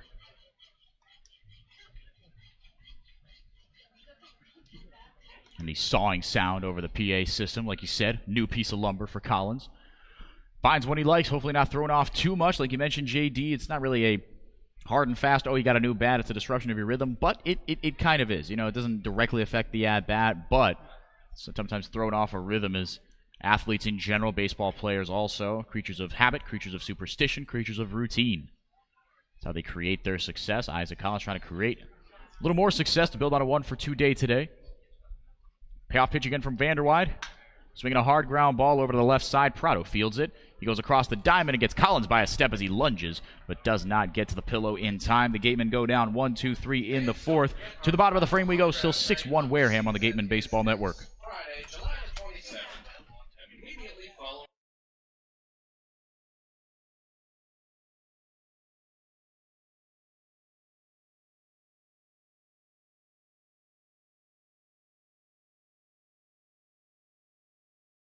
The 2018 Cape League All-Star Game will be played at White House Field in Harwich Sunday, July 22nd. Game time is 6 p.m., gates open at 2. One highlight will be the Cumberland Farms home run hitting contest. There will also be an autograph session and a large merchandise village with items from many of the teams. Support the Gatemen in part by purchasing your ticket right now at the merchandise booth. Tickets are just $5.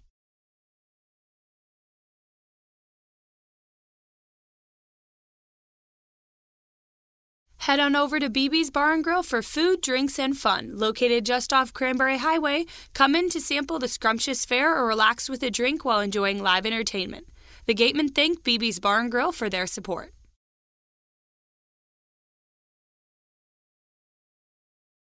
The law firm of Lang, Exafaris & Bullard, providing families and businesses in the greater New Bedford community with legal services for 40 years. We look forward to serving you. For an appointment, call 508-992-1270. We invite you to learn more about the law firm of Lang, Exafaris & Bullard by visiting our website, lxblaw.com.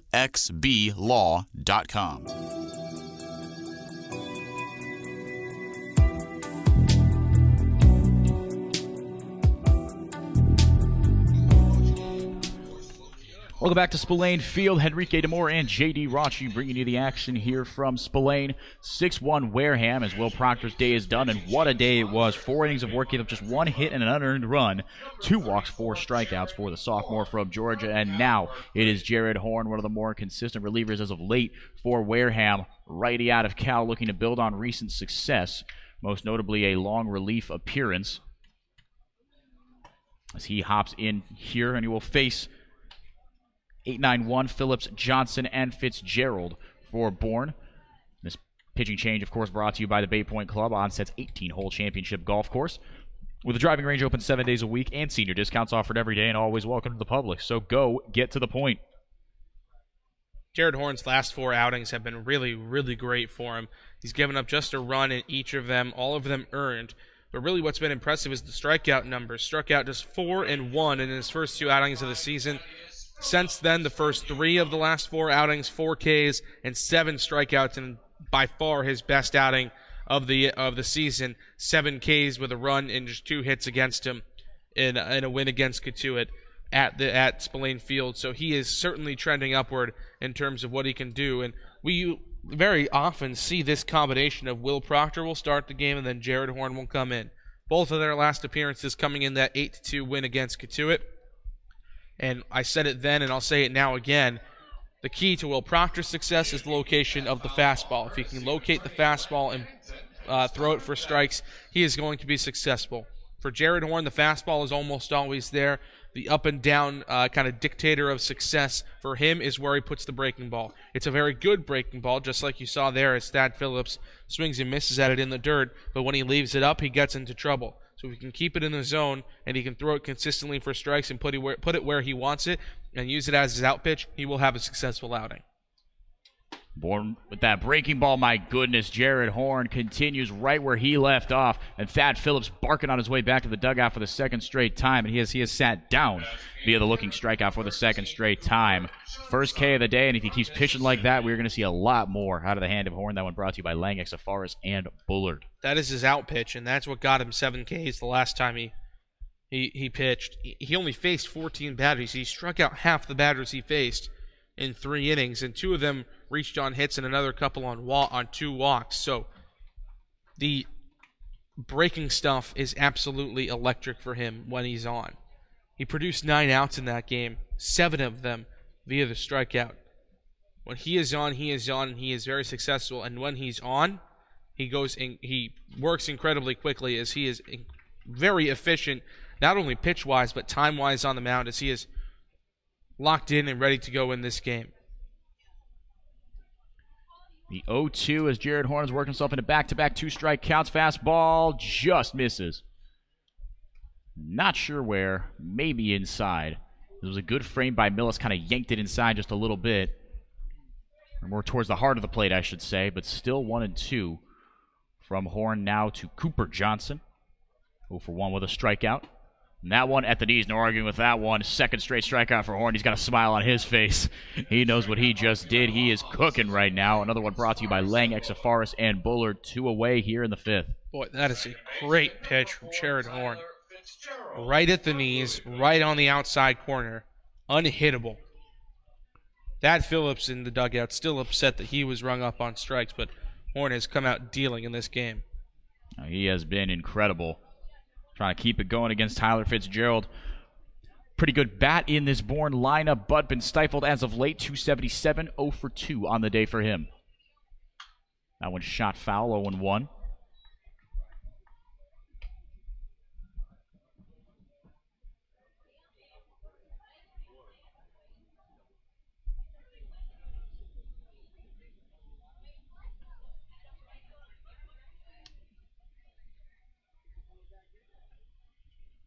Horn with the 0-1. Good hard fastball at the knees. Very well located. As it cuts a little bit across the plate from the right hand of Horn. In that 3/4 arm slot. 1 strike away from getting out of a masterful inning. Shut down Phillips and Johnson. 8-9 in this Bourne lineup on back-to-back looking strikeouts.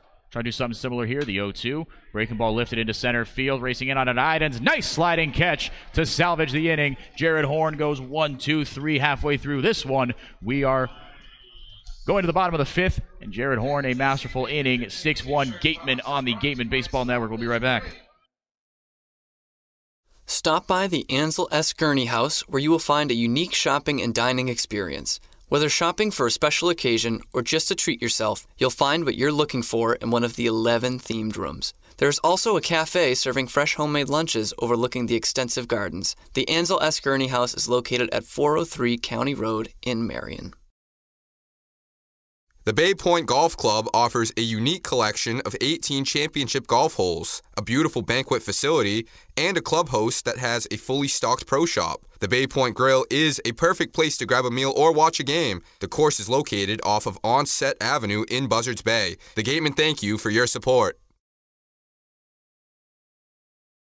Are you hungry? Visit the concession stand for some new menu items. Try fried dough, chicken fingers, or french fries along with your regular favorites, hot dogs, burgers, cold drinks, and ice cream. Proceeds from the concession stand support the Gatemen and the Wareham High DECA program.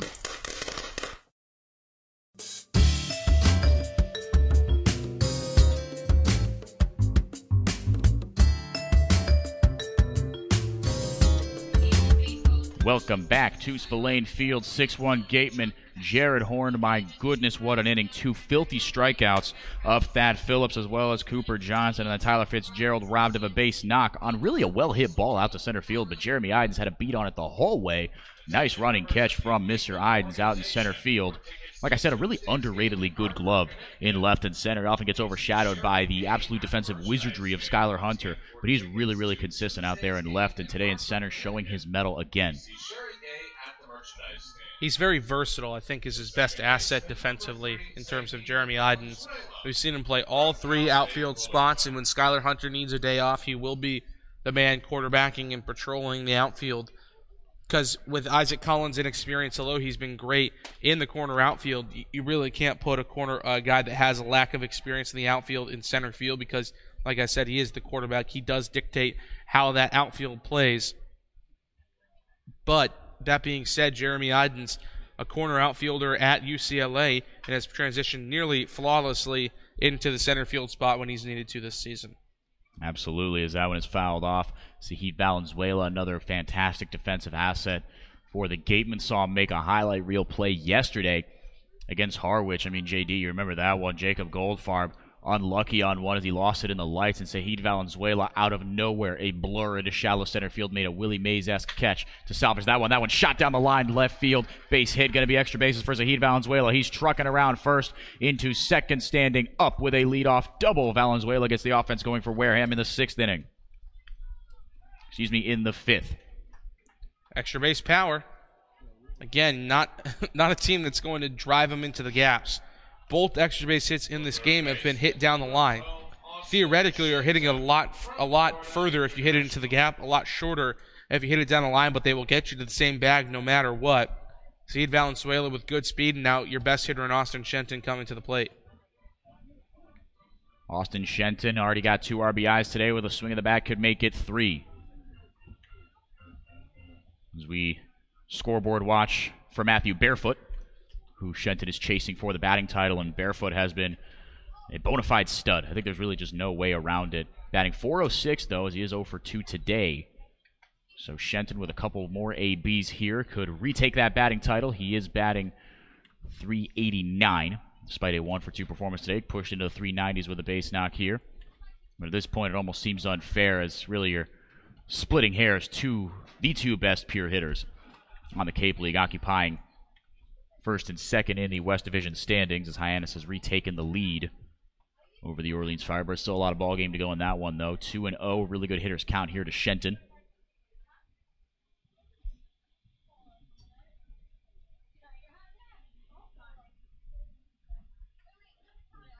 Valenzuela at second. Reasonable lead, just out of the cutout. The 2-0. Hard ground ball, first base side, but right into the glove of Brickhouse. That'll get the runner over, though. One away, productive at-bat for Shenton. He puts Valenzuela 90 feet away from scoring with 1 out for Jeremy Idens. 1 for 2 today, RBI double, and a run scored as well.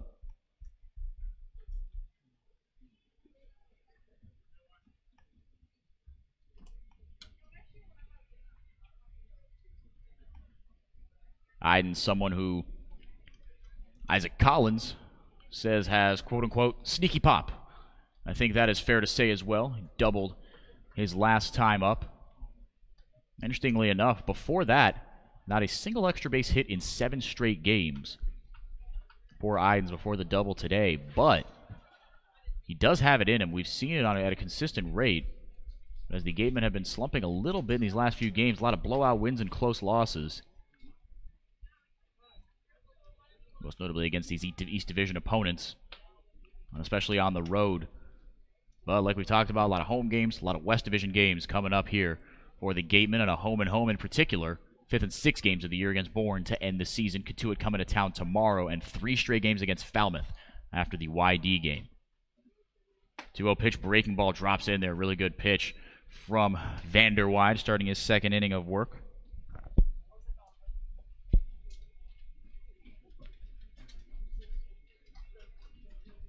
Valenzuela at third, infield in for Bourne. The 2-1 to Idens. Shot foul, 2-2.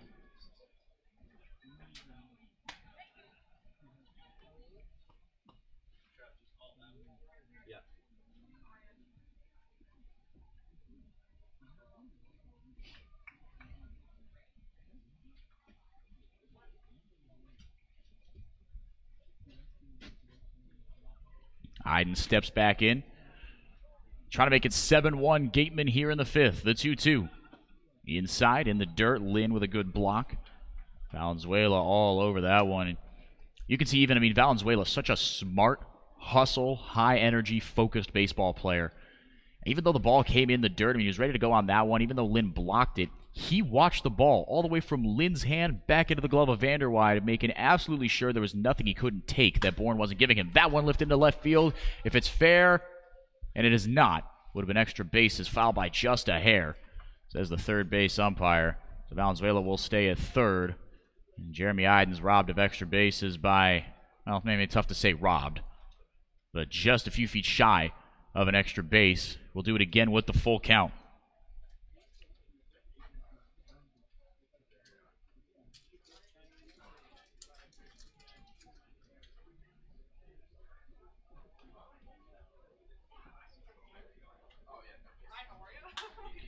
That one lifted foul as well down the right field line. Will get out of play. We'll do it again. Good fight from Jeremy Idens, and Trey Vanderweide now up to 26 pitches through just an inning and a third. And after a very efficient first inning where he struck out 2 and got 1 to fly out, he's been much better in this inning. The 3-2 from Vanderwide. That one lifted deep into right field. Phillips going back on it, parks a few feet shy of the track, and brings it down. This will get a run in, though. Valenzuela in pretty easily from third. Second RBI of the day for Idens, and the 7th run of the day for Wareham. That's all you need. That's why runner on third, less than 2 outs, is such a dangerous spot to be in. If you're the defensive team, it's such a fantastic spot to be in. If you're the team on offense with the bat in hand, so many ways you can get him in. And the sacrifice fly on the RBI that time around for Jeremy Idens. Now Jacob Goldfarb will bat with 2 away and the base is empty. A couple of bounce outs today for him, but a productive one in the 3rd as they brought in Austin Shenton for what was then the 4th Gateman run of the day. 1-0 to the on-base machine. Strike it right down the middle, 1-1.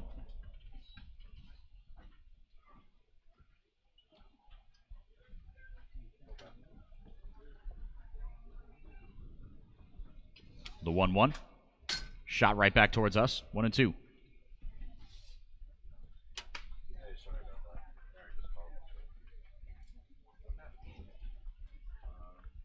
Goldfarb amidst his career renaissance since being cut by the Katua Kettleers. Ironically enough, right after the Gatemen throttled them 8-1. And that one just at the knees. Jacob Goldfarb was getting ready to hack at another pitch, but instead will take a long, slow walk back to the dugout. And that is how the 5th inning ends. The Gatemen do get one across, though, on the sacrifice fly off the bat of Jeremy Idens that got Sahid Valenzuela in after he doubled to start off the inning. Before we get going in the top of the 6th inning, our Mary Orders is down at the sidelines with a very special guest. We're going to throw it to her right now. Thanks, guys. I'm joined tonight by a special guest, my mom. So, Mom, you've been here for a little over a week now. How are you liking the cave so far? Oh, it's beautiful. We're having a great time. And this is the first time you've been to Wareham and able to see me work and stuff. How is that like? Oh, it's great. I'm so proud of you, and it's just really amazing to watch. It's super fun. She's getting a little emotional, but you know moms. And lastly, if you could name your favorite MLB player of all time, who would it be? We're big Detroit Tigers fans and Michigan State, so I'd have to say Kirk Gibson. Hey, did Dad tell you to say that? Maybe. Maybe. All right, guys. This is my mom, and back to you. Thank you to Miss Orders and Mrs. Orders. Pleasure to have you both on air. Mary, as always, and Ms. Orders, thank you so much for joining us. JD asking, Henry, you had quite the violent reaction there. As Mrs. Orders, as I learned, big Detroit Tigers fans, as well as Michigan State fans, which not as great. So they said their favorite player was Kirk Gibson, Michigan State baseball and football great, but of course he did win the Tigers the '84 World Series, but most notably, probably the most famous moment of his baseball career, that home run in Game 1 of the '88 World Series off one of the all-time great closers, Dennis Eckersley, pumping his fist around the bases with the iconic Vince Scully call behind it. I mean, that's one of the most chill-inducing baseball moments in baseball history. One of the most visually memorable. I mean, I wasn't even close to being alive when that happened. And I can picture it right now as he's rounding the bases, limp on that one leg that was injured, sent a bomb out to deep right field. Very cool moment. And now I'm putting it together. When I first heard what she had said, I wasn't really sure what was going on and why you were just like pumping your fists very hard and like losing your mind and almost lost your headset like I just did right there, imitating what you had done. But now I get it. I understand now. My family, big Detroit Tigers and Michigan Wolverine fans, so Kirk Gibson playing both teams, if you will, and that one is skied high but foul down the right field line. 2-1. That's fun. I mean, the legend of Kirk Gibson, I don't know where I had heard this. I don't know if when I was young, my dad, when he told me this story, because he watched Gibson win that home run or win that World Series for the Tigers in '84, and then got to see that 4 years later in '88 as the Dodgers, even though that was only in Game 1, went on to win that World Series against the A's. I forget if it was him or who. Someone, when they told me the story, embellished it like crazy. You're going to like this one. They said the guy could barely walk. I mean, obviously he was injured, and obviously he was limping, and that's why it was such an iconic home run. When they're saying someone, when they told me this story, said that he tore a leg off the table of the clubhouse at Dodger Stadium used that as a bat as that one is chopped foul 2-2. And walked up there, hobbled up to the plate, and cranked a home run off Eckersley. Using a leg of a table? He ripped the leg off a table and used that as a bat, forced his way into the lineup, said, "Put me in, coach. I'm going to win this game for you guys." Well, that's just clearly embellished. Come on. As a kid, I was like, wow, that is so cool. Breaking ball. I don't know how that did not hit Anthony Prado. 3-2. But, the magic of baseball was instilled within me at a young age. Obviously, that story embellished, but still a pretty cool one. That one chopped over to Ryan Kreidler. A couple of hops for the shortstop from UCLA. Doesn't miss on this one, though. 6-3 put out of the speedy Anthony Prado. One away. Jared Triolo will bat with one out, followed by Spencer Brickhouse. Triolo 0 for 1 with a walk. Brickhouse with the only Bourne hit of the day. As Will Proctor pitched a masterful 4 innings of work, and Jared Horn has retired 4 straight Bourne Braves with already a pair of strikeouts.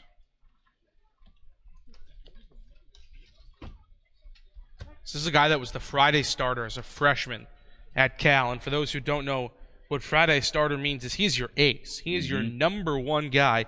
He has since more transitioned into a weekend role, which means he's your number 2 or number 3 starter.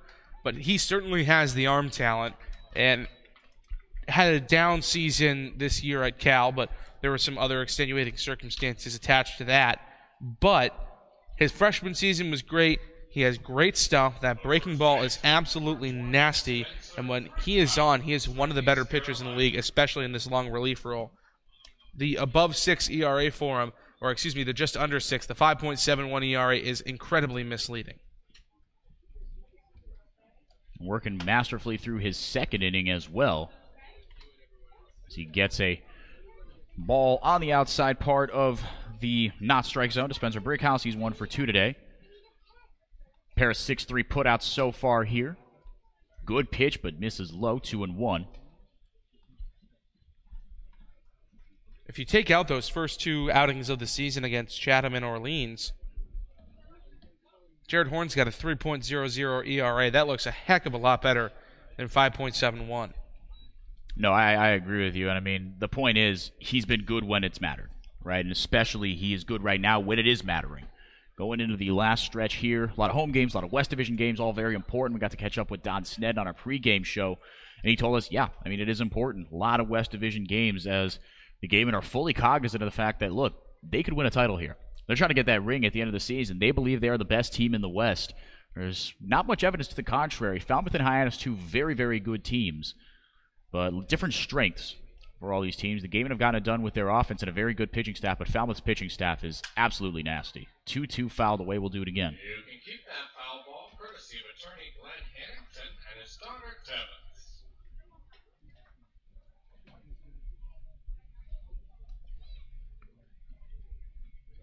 Brickhouse trying to revive his offense. Split a home and home with the best team in the league in YD over the last couple of days. 2-2, swing and a miss. He got him on strikes. 3rd K of the day for Jared Horn, and he sends the Braves down 1-2-3 in the 6th. Brickhouse is retired, and so is Bourne. We go to the top of the 7th inning, bottom of the 6th inning, on the Gatemen Baseball Network. After a quick break, we will send it to Ian Becerra for our second look around the Cape League. Got legal trouble? Attorney Mark Deshays is here. Business law, estate planning, and probate. Visit him today.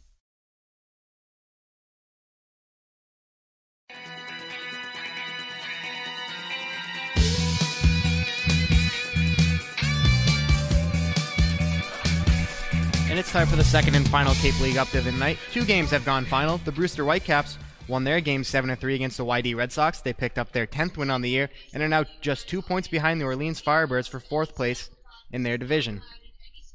The other game to go final was over in Cotuit, as that game ended 10-9 with the Chatham Anglers coming back to win that game. They were down 9-3, but they scored 2 runs in the 7th, 2 runs in the 8th, and that game ended due to darkness. All in all, there was a lot of plays going on in that one. 25 hits total, 7 errors, and 19 combined runs. Over in Hyannis, the Harbor Hawks lead the Orleans Firebirds 2-1. Seth Gray with an RBI single in the 5th to put the Harbor Hawks ahead in that one. And then over in Harwich, the Mariners lead the Commodores 2-0 in the top of the 6th. That's our final Cape League update. Back to Henrique and JD. Thank you very, very much, Ian. Back here, like he said, in the bottom of the 6th inning between Wareham and Bourne, taking on their West Division rivals are these Wareham Gatemen, and I guess the Bourne Braves, by definition, are also taking on their West Division rivals. These two teams met in the Western Division Finals, excuse me. As Bourne went on to the title game to face that Brewster team that, despite all the shenanigans going on with them this year, they're playing some really good baseball despite being in the bottom of the Cape League. And who would have thought that at this time in this season, we would be talking about Brewster just a couple of wins and a couple of Orleans losses away from a playoff spot. If the results hold where they are right now, Brewster already with a win today over YD, and then Hyannis right now a 2-1 lead over Orleans. If the results hold right now, it will just be a 2-point deficit for the Brewster Whitecaps to sneak into the final playoff spot in the league. Don't let the Caps get hot. Orleans have lost 3 straight, and they are trailing by 1 to the Harbor Hawks. Like you said, JD, baseball is awesome. Ball 1 low to the switch-hitting Lyle Lockhart, batting from the right side. The whole head of lettuce popping out below the back side of his helmet. Those navy blue helmets stay the same no matter what the color combination is on the uniforms. And those, of course, sponsored by Gateway Tavern, sponsored the purchase of the helmets this year. So Hyannis and Wareham on track to win their games. With the YD loss, that would put 3 teams at 20 wins this year. Precisely, as YD with 44 points with their 4 ties. Hyannis, if they were to win today, would move to 42 points. Wareham to 41 points. 3-0 pitch. Low, a 4-pitch walk. And Trey Vanderwide not off to the start that he wanted to be. 4-pitch walk quickly here to Lyle Lockhart. He's aboard for the 2nd time today. Moves to 1 for 2 on the day. Pavin Parks 0 for 2, searching for his first hit of the day. And I touched on this earlier in the game. When this Gatemen team is going right, everybody gets on base. 7 of 9 Gatemen have reached base today. Just looking for Jacob Goldfarb, who's 0 for 3 with a pair of groundouts and a looking strikeout, and Pavin Parks to get on base and complete the 9 for 9 day for Wareham starters. And Pavin Parks has it at 8 for 9 now.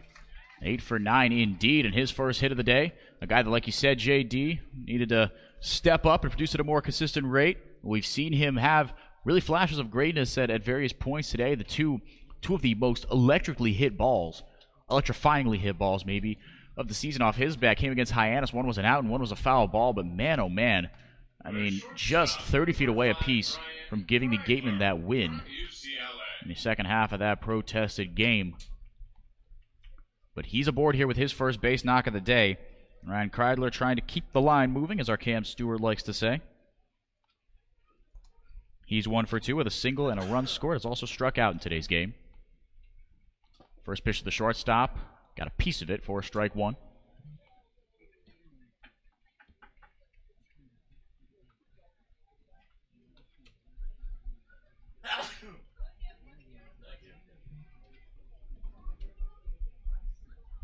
Kreidler steps in. Vanderwide comes set. The 0-1. In the dirt. Did he go around? No, says the first base umpire. Kreidler did check his swing on that one, as you saw. First and second, nobody out. The 1-1 on its way here to Kreidler. At second, Lyle Lockhart. At first, Pavin Parks. The 1-1 pitch. Swinging a chopper off of Kreidler's something. Foot, leg. But he's okay. Tough kid. 1-2 coming up shortly. Vanderwide trying to bounce back from the first couple base runners being led on here. Had a very quick 4th in relief of Brian Hoeing. 5th inning got into a little bit of trouble. Double, 3 outs. One of them a sac fly, though, that did score Valenzuela as he moved to second on the double, to third on the ground up by Shenton, and home on the sac fly by Jeremy Iden. Swing and a miss on that one. Got him on strikes. Third strikeout of the day for Vanderwide. Second of Jeremy Iden's. We've got one out with two on here in the sixth.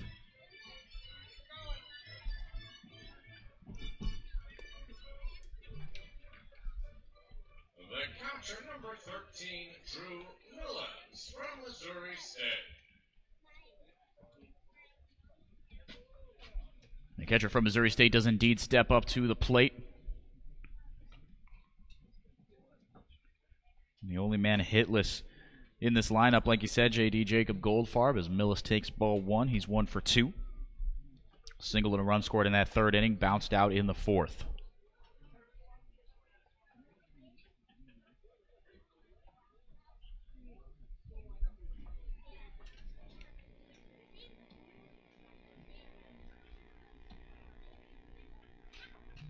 One-0 hammered into left field. Second base hit of the day for Drew Millis. This could bring a run in. Around third is Lyle Lockhart Jr. He will score standing up. The throw actually gets away from a couple of Bourne fielders and caught in between first and second. Unfortunately, is Drew Millis. He's in a bit of a rundown. We'll see what happens. Brickhouse running it over. And now over to third. Almost a Little League play over there as it almost airmailed the Gatemen, the Bourne third baseman. Now caught in a rundown is Pavin Parks. Back to second. He's in there. And now having his right hightail it back to first is Drew Millis, and finally gunned down over to third. Will they get two? They will. What an odd end to the inning, as every single Bourne Braves fielder cluttered up on the infield. And the inning is over unbelievably unceremoniously for Wareham. Doesn't seem like something Dot Stenton's going to be pleased with. I don't think so either. Especially considering Drew Mills was kind of hanging around at second base when trying to dive back was Pavin Parks. Well, what happened was Parks tried to move up, or Parks started moving up. Then Drew Millis thought he was going to, so he started going to second when Parks was in between second and third. Millis was caught in the rundown after that. Parks would have been back easily. So really, at the end of the day, the safest bet would have been to just let Drew Millis be thrown out between first and second, sacrifice one and keep a runner on in scoring position for the top of the order. But you don't always get what you want, folks. You don't always get what you want, but the Gatemen do get something they want in the eighth run of the day. Drew Millis, despite an interesting day at the bases for him and Parks, does get that base knock. It drives in Lyle Lockhart Jr. for the eighth run of the day. And we might as well just keep it right here, given that we've burned through enough commercial time. Jared Horn will be the guy out to face in the seventh inning here as the Gatemen, like I said, tally run number 8. He will face 5, 6, 7, Lyle Lynn, Ashton Barzell, and David Langer. No base knocks of any kind between these men. Lyle Lynn was hit by a pitch in the fourth to bring home the only Bourne Braves run of the day. Jared Horn trying to continue another fantastic outing out of the bullpen as Drew Millis. He did make that last out. So he's still getting his catcher's gear on. And finally out there is Luke Roscom, the temporary catcher, goes back to the dugout. And Millis out there will take a couple pitches and we'll get the top of the seventh rolling here shortly.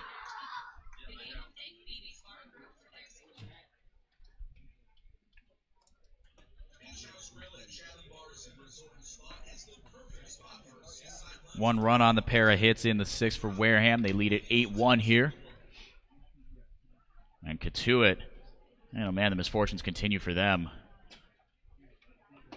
They had at one point a 5, maybe even 6-run lead over the Chatham Anglers at their place, but lost 10-9 as the Anglers hold on to second place in the East Division. Brewster, like we said, winners over YD. And Hyannis keeps piling it on Orleans. They're up 4-1 at the top of the ninth at McKeon Park. Harwich ahead of Falmouth 2-0, which is big for Wareham as Falmouth nipping at their heels in third place in the West. It's now finally underway here in the seventh.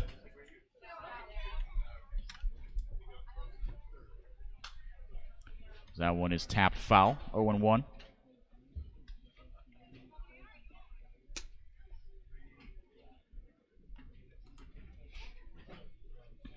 While in Ashton Barzell, David Langer, like we said. The 0-1 to Lynn from Horn. Low 4-1. And we actually do have the official scoring. Pavement Parks put out on a 7-5-2-3-4. For those of you keeping score at home. And Drew Millis on a 4-3-2. You can see all hands on deck on that one. That one low. Lyle Lynn rather thought about it, but decided against it.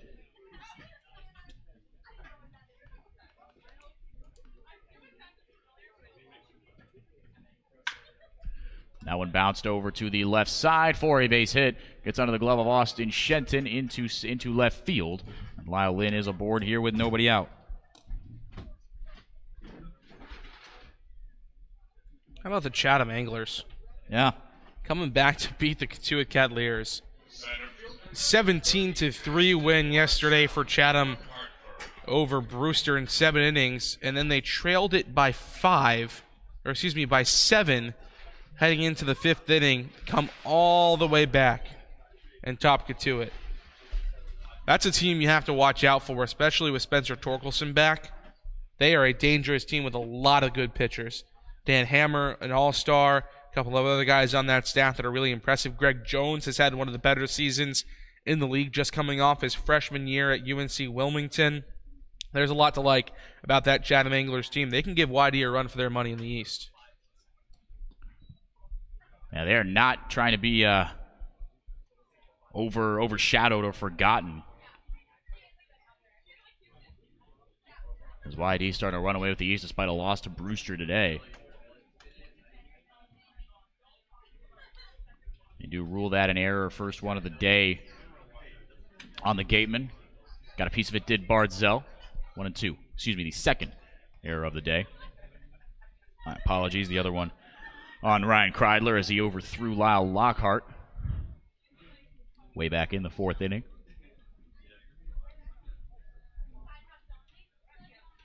Pickoff throw over to first, nothing doing.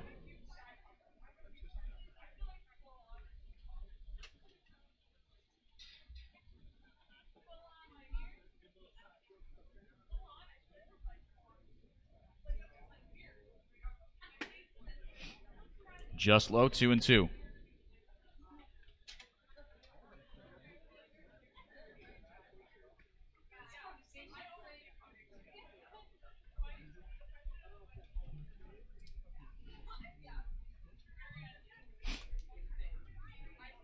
Bardzell looking for his first hit of the day. Have to wait a little bit as Horn steps off.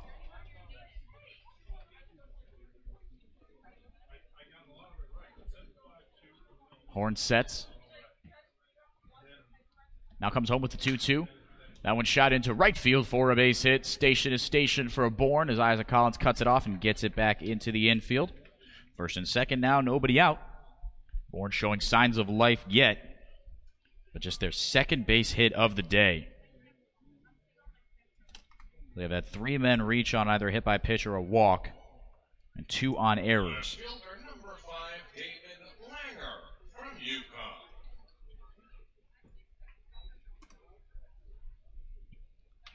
Langer headed to UConn this coming fall.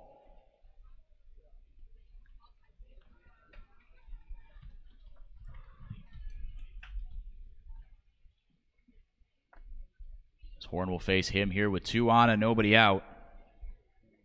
He's 0 for 2 as well.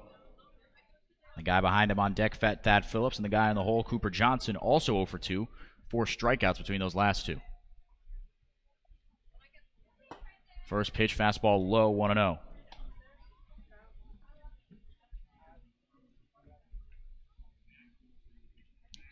If you're Jared Horn, you just got to settle in here. You had fantastic first 2 innings of your outing. Take a deep breath, get things going, and start throwing that breaking ball for strikes again. That one shot straight up and foul, 1-1.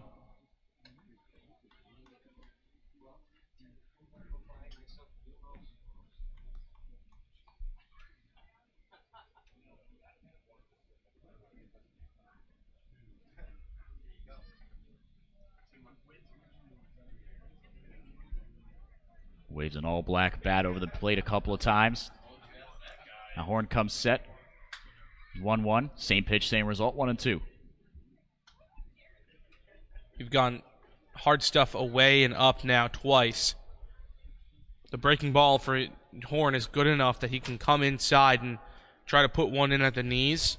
I think that's the go-to here for him.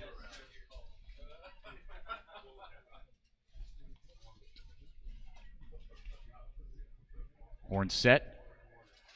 Ready with the 1-2. Breaking ball just misses. Really, really good pitch on 1-2. Kept it low, and it was a looping breaking ball. It went from about thigh to knee level. Waist to knee level. Really give Jared Horn the credit he is due. The 2-2. Shot into right field. Back-to-back base hits. And that one is going to get into the glove of Isaac Collins, but will send a run across. First and third. Two runs on the day now for Bourne. As around third and in to score is Lyle Lynn. Second run of the day for Bourne, like I said. And that'll put runners at the corners now for Thad Phillips with still nobody out in the seventh. Now somebody in the crowd is calling for Jared Horn to start striking out more people. And I'm sure that's exactly what he wants to do on the mound. Just left a pitch up to a pretty good hitter there. And David Langer, as I mentioned, hit over 400 this season at Chabot College. So he knows how to handle a breaking ball if it's left up in the zone. And Horn's just got to bring that pitch down and have a good outing or a good at-bat here against Thad Phillips. Thad Phillips, a guy who has struck out twice already. That run unearned. As it comes in, as Lynn did reach on the error, so Langer credited with the RBI, but second run of the day comes in for Bourne, the second one unearned. 0-1 shot straight back, and I mean shot. 0-2, Thad Phillips, pair of strikeouts today. The guy behind him, Cooper Johnson, pair of strikeouts as well. So, statistically speaking, Jared Horn well on his way to getting those aforementioned strikeouts that have been requested of him from the crowd. He's got the stuff. We've seen it in the latter part of this year. 0-2, check swing foul ball. We'll do it again.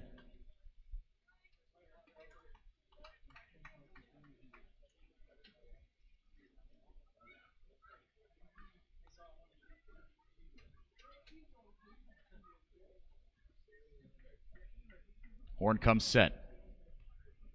Miller sets up low and outside to Phillips, the 0-2. Rung him up on the outside corner. Phillips down on strikes, looking for the third time today. Tough day for the Yukon Husky. Big first out of the inning, though. Double play in order, and now would end it off the bat, ideally, of Cooper Johnson. Cooper Johnson, though, another guy that's already struck out twice today, the DH out of Ole Miss. Once against Will Proctor back in the third inning, and then once against Jared Horn in the fifth. His second strikeout of the day back then. Now he's up to 4 on the evening. So if he throws a couple of good pitches here, he could certainly be in business again. And there's that fastball. Ripping a miss from Cooper Johnson. But if Horn commands the fastball, he is just so much more successful. And that strikeout, the fourth one of the day by Horn, brought to you by Lang, Exafaris, and Bullard, of course, the official strikeout sponsor of your Wareham Gatemen. Another pickoff attempt over to first.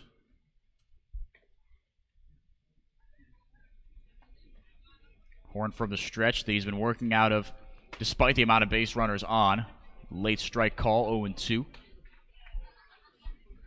One strike away from getting Cooper Johnson for the third time today. If that would be the case, 6 of the 9 strikeouts would have come from these bottom 2 hitters.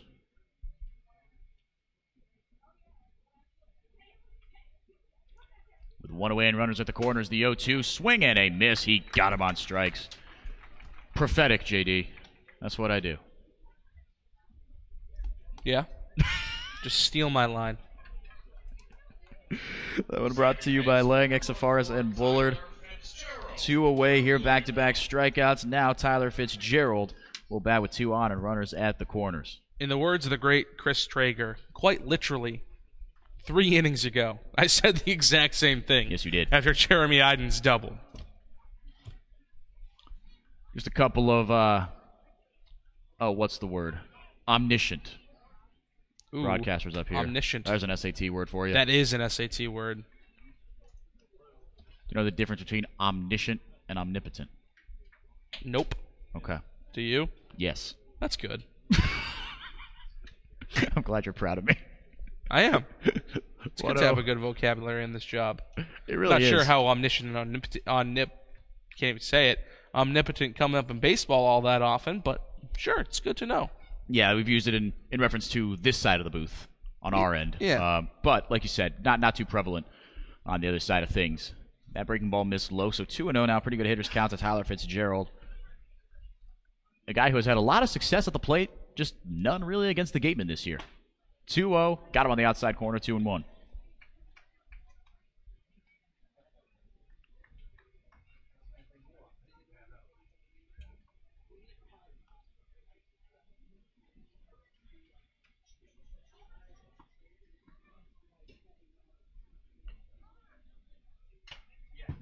Swinging a missile off the glove of Drew Millis. Takes it like a champ.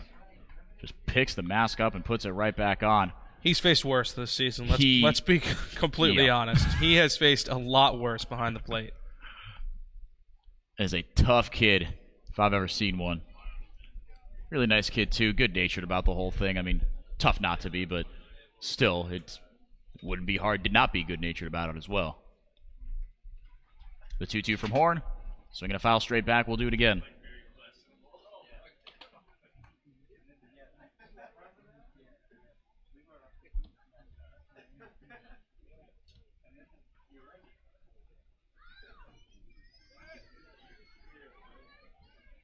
Runners at the corners. 2 down, 2-2 on Fitzgerald. Bourne has gotten one across, but they still trail by 6. The 2-2 way up and in. 3-2.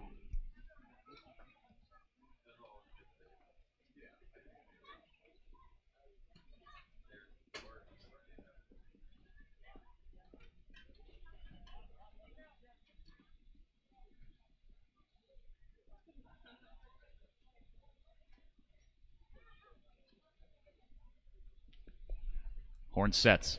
Payoff pitch. Runner takes off, and it is a ball low.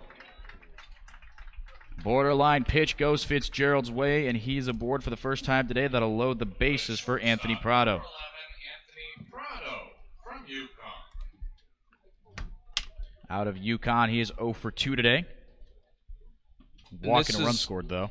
This is the kind of a bat for Jared Horn that has at times been the unraveling point for him in the early part of the season. He's always started off pretty hot and has had like 1 or 2 really good innings to start his outings, and we've been impressed by that. But this has been the unraveling point, is when he gets in a little bit of trouble, he just continues to leave the breaking ball up, leave the breaking ball out, miss with pitches. But if he can turn that kind of moniker, I guess you could call it, around here against Anthony Prado, he solidifies himself as one of the top 2 long relief guys on this team, along with Easton Lucas. Lucas, of course, named an all-star, and if Horn had been pitching the way he pitched at the latter half of this year, the second third, if you will, would have been an all-star, no doubt, but did get off to a rough start. That one in the dirt, 1-1. Good stop by Drew Millis behind the plate right there. Keeps the runner still just 90 feet away, but keeps him there. Because if Jared Horn issues a wild pitch or something of that variety, and the run comes in to score without Anthony Prado even having to make contact, that's one of those things that can really get into your psyche and really mess with your mind if you're Jared Horn on the mound. That one lifted into deep right field. Collins going back on it, still going back. Reaches up, backpedaling, it bounced out of his glove. Tough break for the Gatemen. 1 run comes in to score, and a second.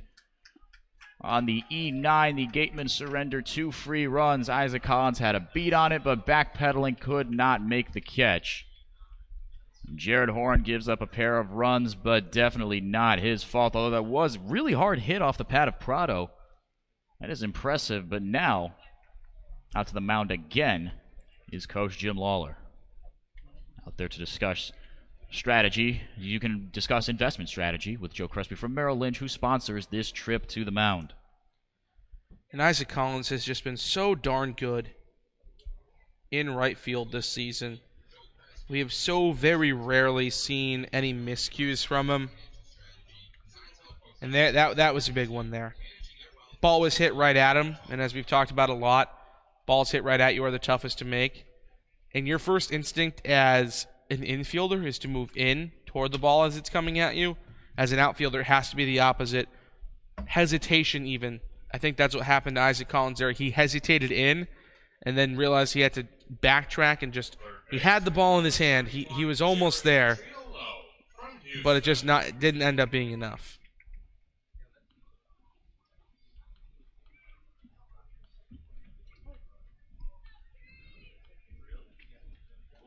Tough break for the Gatemen, and all of a sudden, lead goes from 6 to 4. And that one driven high and deep into left center field. Goldfarb-Eiden's going back on it, and they watch it go off the wall. Another run coming in for Bourne, and in with a stand-up double is Jared Triolo. Make that 8-6. Two more come in on the 2 RBI double from Triolo. There's the power that they knew they had in the bat of Triolo. Comes up big here. And this 7th inning has seen 5 Bourne runs come across. We got a ball game, folks. We certainly do, and like I said, it can be the unraveling point, and it has been in this inning for Jared Horn. Jim Lawler making the change now. That is a bummer indeed, as Horn was off to such a great start. But he will cough up the baseball here as the Gatemen go to the bullpen with, all of a sudden, didn't think I'd be saying this at any point today, the tying run at the plate. Jared Horn reluctant to give up the baseball here, understandably so. Frustrating day for him on the hill, but the Gatemen have a lead to protect, and it will be someone else's responsibility. We will go to break here and give you the pitching change at Spillane Field when we come back. Founded in 1854, the Wareham-based AD Make private property owner in eastern Massachusetts. The company supports organizations like the Wareham Gatemen and projects like the outdoor cranberry bog classroom that you may have passed on your way in. Visit admakepeace.com to learn more. Located in Wareham Crossing, Coastal Orthodontics, longtime sponsor of the Wareham Gatemen, knows the importance of a healthy smile. Dr. Kevin Oliveira and his team at Coastal Orthodontics are a patient-focused practice, delivering professional, effective orthodontic treatment based on the individual clinical needs of each patient, resulting in beautiful smiles in a timely manner. With 10 years of experience using Invisalign, Coastal Orthodontics uses the most up-to-date dental equipment. Village Signs of Mattapoisett. They do it all, from logo design, trucks and buildings, to boats. Village Signs has proudly served Southern New England for over 35 years. Visit them at villagesigns.inc.com for all your signage needs.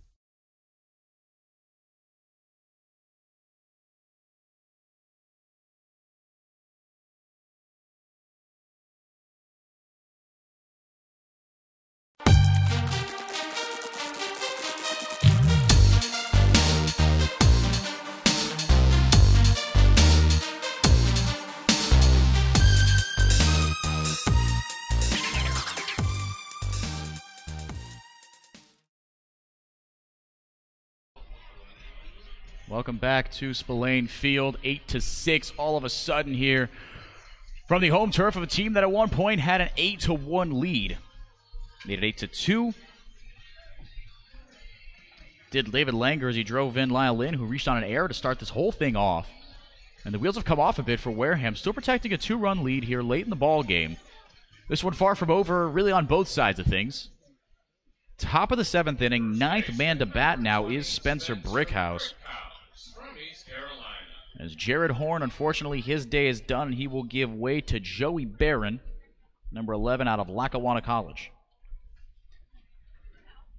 I liked what I saw from Barron the first outing of the season back on that bullpen day against Harwich, the 7-6 walk-off win.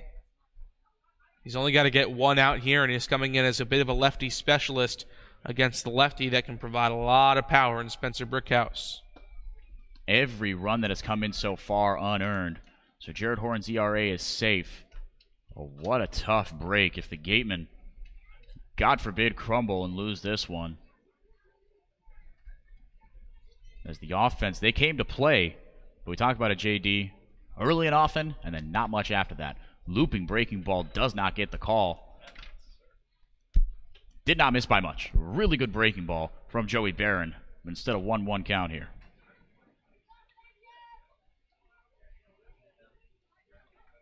Barron, a guy that's been through a lot, elbow surgery.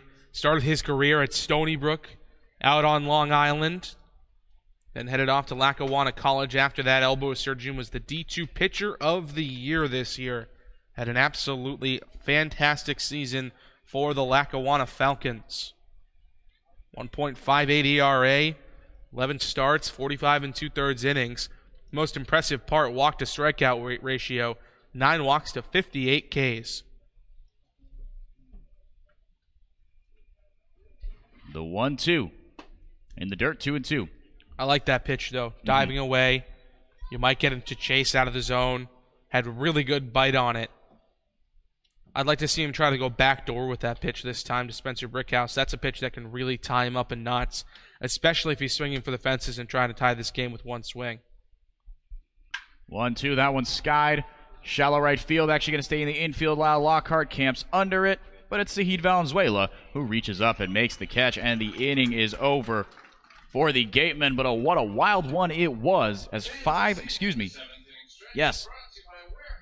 runs come across to score for the Bourne Braves, and they now trail 8-6 on the Gatemen Baseball Network. Stretch time at Spillane. We'll be right back. 3, 2, 1.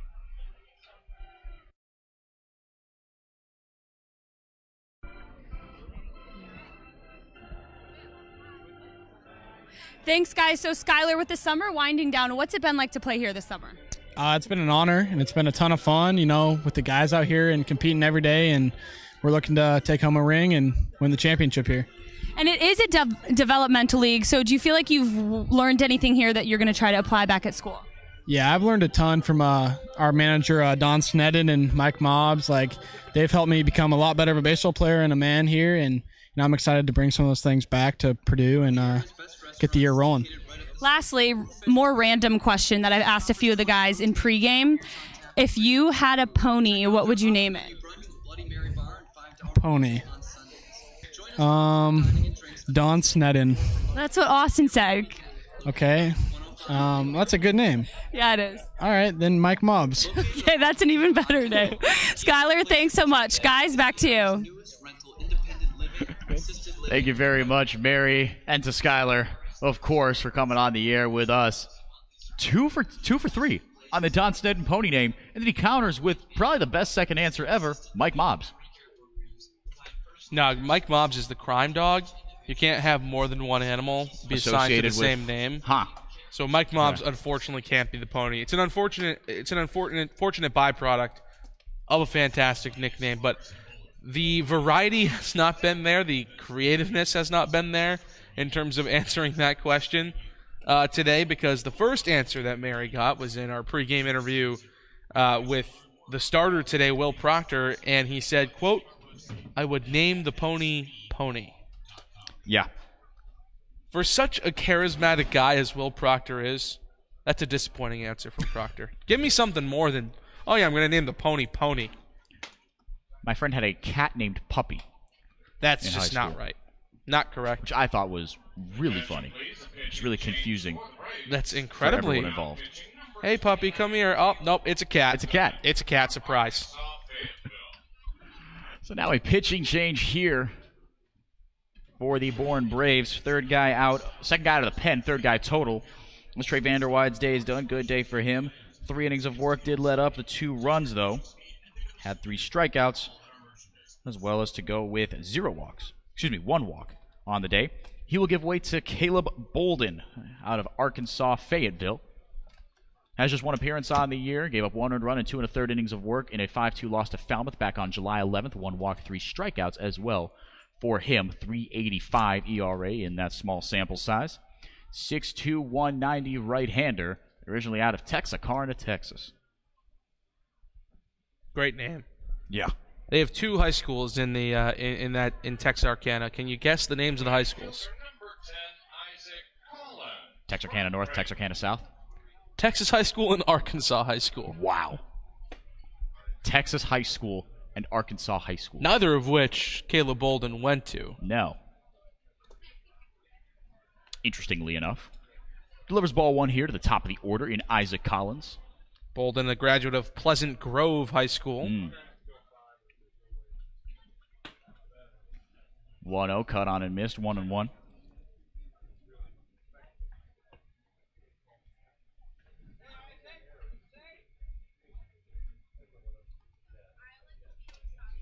One to the switch hitting Collins coming in here in just a second. Collins batting left-handed against the righty Bolden. Scratches the outside corner for strike 2.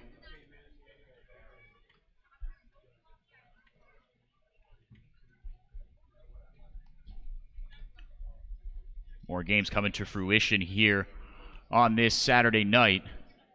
Excuse me, Friday night. My apologies. You lose track of the days of the week when you're not in school. I went hammered down 1-2. Hyannis victors over Orleans 4-1. They stretch their lead to 3 points in the West Division, but Wareham still in good position to cut that back down to a 1-point lead. But Bourne all of a sudden has made it interesting. They put up a 5 spot in the top of the 7th inning. Gatemen trying to answer back post 7th inning stretch. 1-2 outside to Collins. 7th inning stretch, of course, brought to you by Wareham Family Dental. Dental care is easy with Dr. Al-Azizi.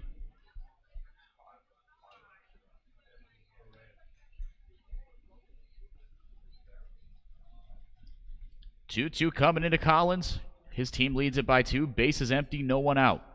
Checked his swing. Did he go? No, says the third base umpire. That one missed inside to Collins. Full count.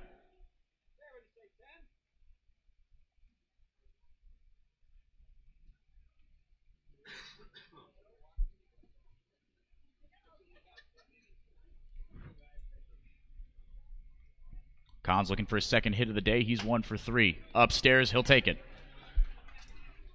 Reaches on a 7-pitch walk.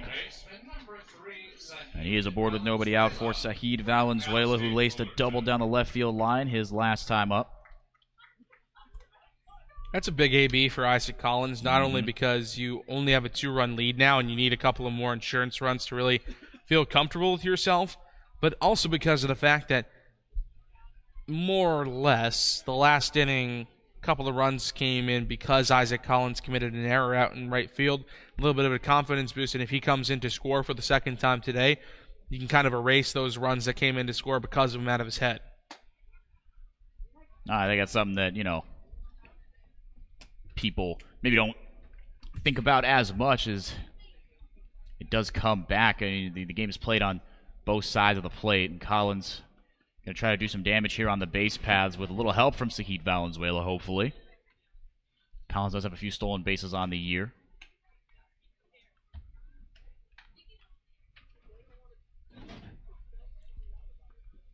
Oh, and 1 to the Cal State Fullerton Titan. Hit .270 this year.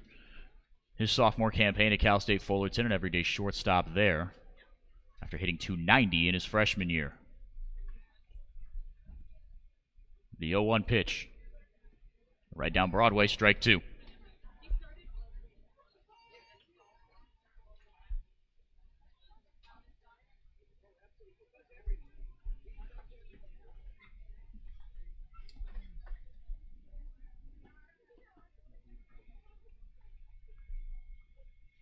Bolden, set, takes his eyes away from Collins at first base.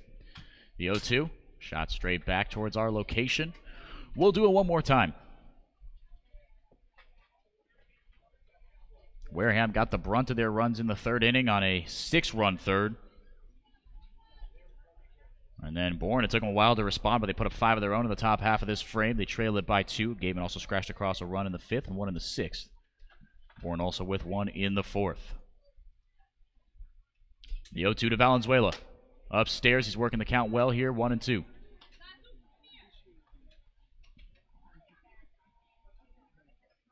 Probably the 2 most patient hitters coming up back-to-back against Caleb Bolden to get this inning going. Isaac Collins forces a walk. Now, Sahid Valenzuela started down 0-2. Will try to do the same, or even better if he can drive a hit to the outfield.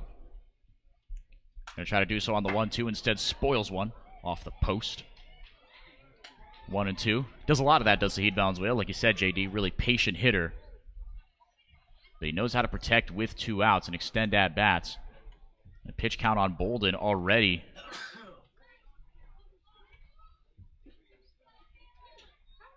Through just a batter and a half, really. At 12, 13th pitch of the outing coming up here. But I'll have to wait a little longer as a pickoff throw does go over to first base. Collins being held honest over there.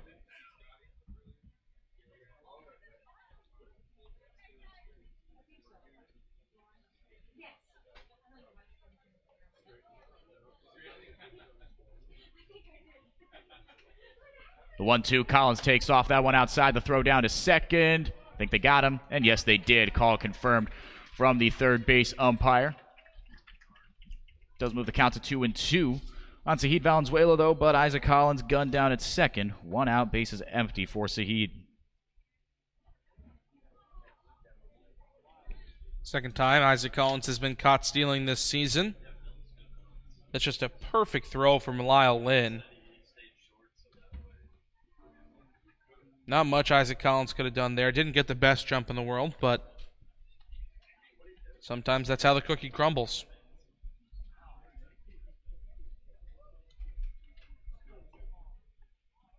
And the home plate umpire saying it's 1-2, which is just aggressively not the case.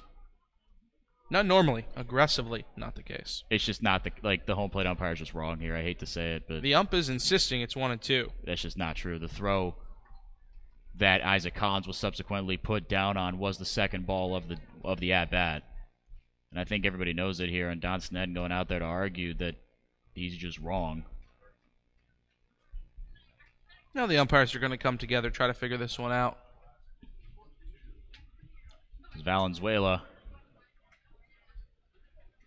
had that first ball sandwiched between the two pitches he chased and spoiled. Another pickoff attempt, and the ball that started the 2-6 put out to gun down Collins on the base paths was ball 2. It's 2-2. There it is. We figured it out.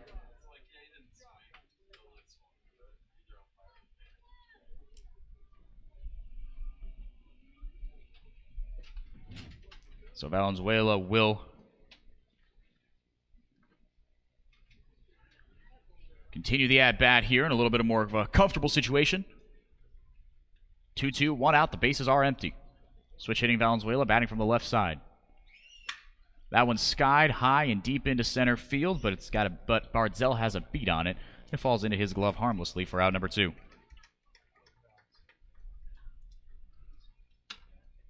The third baseman, number 12, Austin Shenton from Florida International. Austin Shenton comes up to bat here. 1 for 3. 2 RBI single and a run scored. A couple of bounce outs as well for the FIU Panther. Still chasing that batting title. Batting .385 this year with a 1 for 3 day today. Trey Vanderweide, the final line on him. 3 innings of work, 3 hits, 2 runs, both of them earned. 1 walk, 3 strikeouts for the South Carolina upstate product. I gets a piece of Idens, and he will move up to first base. So aboard here with 2 outs is Shenton. Center fielder number 7, Jeremy Idens from UCLA. Jeremy Idens bats now 1 for 2. Pair of RBIs on the day for him with a double. Shenton just gets on base. Mm-hmm. That's his job. It's his job, and he just does it well. He'll find it any way he can. Singled already today. Moved over a crucial runner in the 5th inning that a sacrifice fly from Jeremy Idens brought in to score, and Zahid Valenzuela, that's now proving to be more important than we thought it would be earlier in the game. And it's just like, it's almost as if the need to get on base for Austin Shenton is irresistible. He can't get past it. He just needs to get on base, and he does it every single game. The only thing interrupting what would be a ridiculous on-base streak for him was an 0 for 1 day as a pinch hitter in the 2-2 tie against Katuitt. And that almost doesn't count, right? I mean, you hate to almost, see that, but yeah. Statistically it does. Statistically it does, but it's a bit of a bummer. As Shenton's on-base percentage now, with having reached base twice today, just a shade under 500. And I mean a shade. It is at .499. Some would call that less than a shade. Some would call that a skosh. A skosh? A skosh under 500. Who besides you would call that a skosh? Definitely my grandma. My Really? grandma would definitely say a skosh. Maybe even my mom. Big skosh gal? Big Skosh. Yeah, that's the word. Skosh. That one misses outside, pushes the count to 1-2 on Jeremy Idens.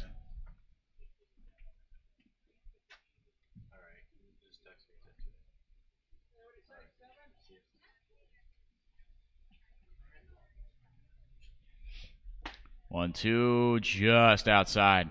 Gutsy take by Idens on 1-2. The entire infield of Bourne, aside from the first baseman Spencer Brookhouse, started to run off the field when that pitch was thrown. Can't say I blame him. That was a really good pitch from Caleb Bolden. Jeremy Idens given new life here, though. 1-2 down. The 2-2 to the center fielder. Cuts on and misses in the dirt. But Lyle Lynn tags him out, and the side is retired. First strikeout of the day for Bolden. That's how the inning ends for the Gatemen. We go to the top of the 8th inning. Here from Spillane Field, 8-6 in favor of Wareham. We'll be right back. The Gatemen wish to thank Patty Wild and the trustees of the Gatemen Baseball in Wareham.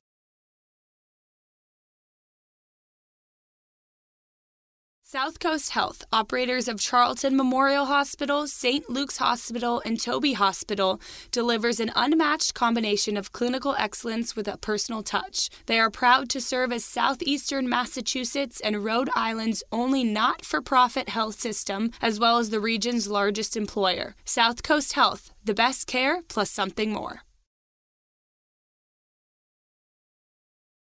One of the Gatemen's favorite places for their post-game meals is Cool Cone, where you can get anything from fried clams and fried chicken to an ice cream sundae, and then top it all off with a round of mini golf. Cool Cone, located on Route 6 on the Wareham-Marion line.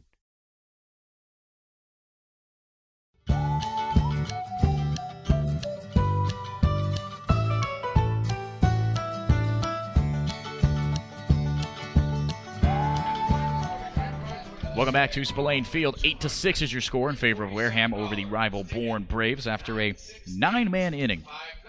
As in the Bourne Braves sent 9 men to the plate. Pushed across 5 runs on 3 hits. Pair of errors for Wareham proved maybe not fatal because the game is not lost, not yet or just not at all. As the Gatemen do still lead it by 2. But the Bourne Braves did strand 1 on base, but Joey Barron recorded the final out of the inning. So he will face the man who led off the 7th inning, and that is Lyle Lynn. 0 for 2, hit by a pitch, and also has a run scored, reached on an error his last time up.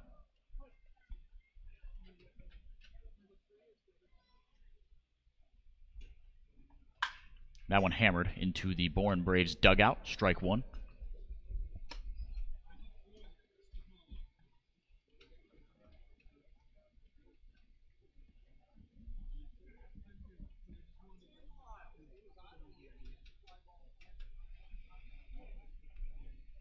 Lynn trying to break out of a slump here. Got a fresh inning to try and do so. That one misses low, 1-1.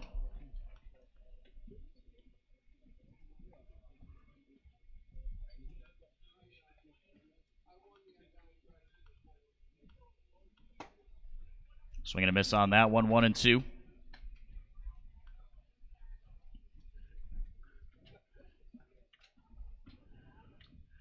Joey Barron, originally out of West Hazelton, Pennsylvania, 5'10", 190, out of Lackawanna College, like we said. 1 appearance for him, gave up an unearned run, struck out 2. That one hammered on a frozen rope into center field, but right into the glove of Jeremy Idens. 1 away here in the 8th. Here comes Ashton Bardzell. The center fielder, number 30, Ashton Bardzell from Hartford. And if you're the Gatemen, the way this game has gone, you'd like to get the rest of this inning out of Joey Barron before maybe Ryan Stoudemire or a Zach Hart of the world come in and try and shut it down. Or if you're feeling confident in Barron, with a couple of left-handers in this lineup for Bourne, you could even choose to go with him and try to have him go for a 7-out save, which would be bold, but totally a possible move. No, it would absolutely be tough, but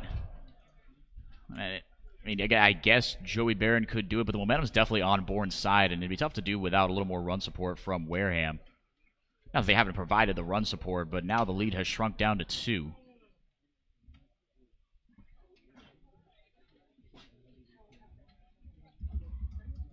One is the count to Bardzell.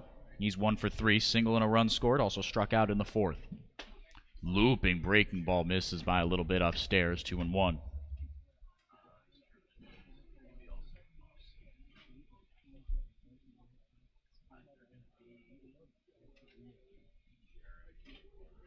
The 2-1 pitch, swing and a miss, 2-2.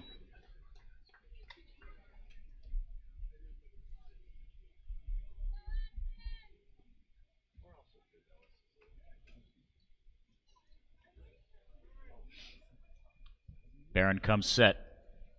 2-2 pitch. Breaking ball, got him on strikes. That one brought to you by Lang, Exafaris, and Bullard. An absolutely nasty pitch on the upper outside part of the plate. Bardzell had no chance on it. He gets sat down on strikes for the second time today. First one of the day for Barron. 2 away for David Langner.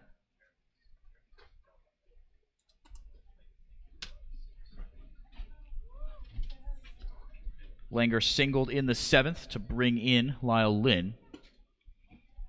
Continue that rally that the Bourne Braves put together. Put up that 5 spot like we said.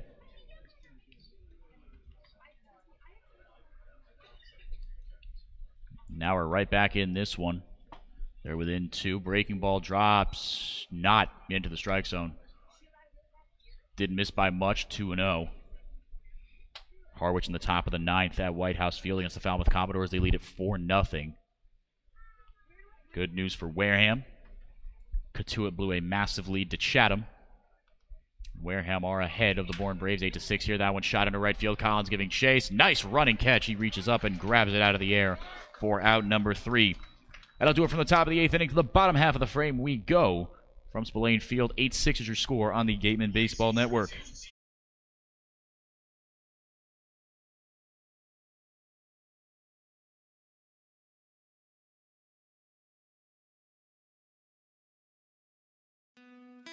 Wareham House of Pizza has been serving Wareham and Marion for over 40 years with steak and cheese, pizza, and subs. Located in Shaw's Plaza, head on over for pickup or let them deliver to you.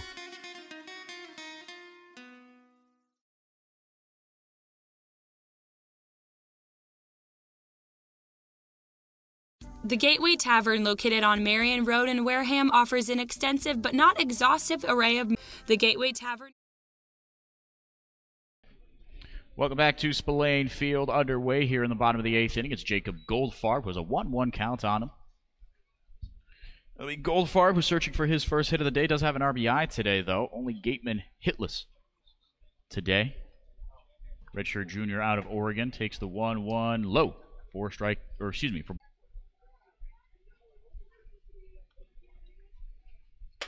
up and away. 3-2. Goldfarb working counts like he has been doing all season for Wareham. Can't speak too much to his numbers at Katuitt. He did have just the 1 hit in 19 at-bats, but has been hitting at a much more consistent clip here at Wareham, I should say. Got him at the knees. Goldfarb was halfway down to first. A little bit awkward as he trots back to the dugout. Dropped the bat. Tried to sell it, which I applaud the hustle. But he goes down looking for the second time today. Second strikeout of the day for Caleb Bolden, who came on in relief of Trey Vanderwide back in the 7th inning. Back-to-back strikeouts for him going back to that inning. Now with 1 out and the bases empty, it's Lyle Lockhart Jr.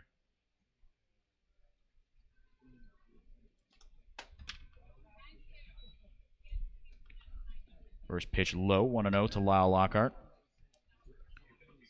1 for 2, like I alluded to earlier. Single, a walk, and a run scored.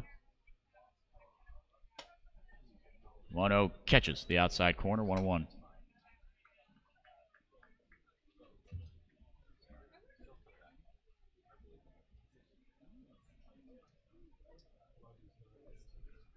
The 1-1. Just outside, 2-1. Looking ahead for both these teams, the Gatemen welcome the Katuitt Kedleers to Spillane Field tomorrow for the 3rd time. in the final time. And for Bourne, after this one, they are back home against Brewster. Brewster coming off, of course, an electrifying 7-3 win over the best team in the league in YD. Swing and a miss on that one, 3-2.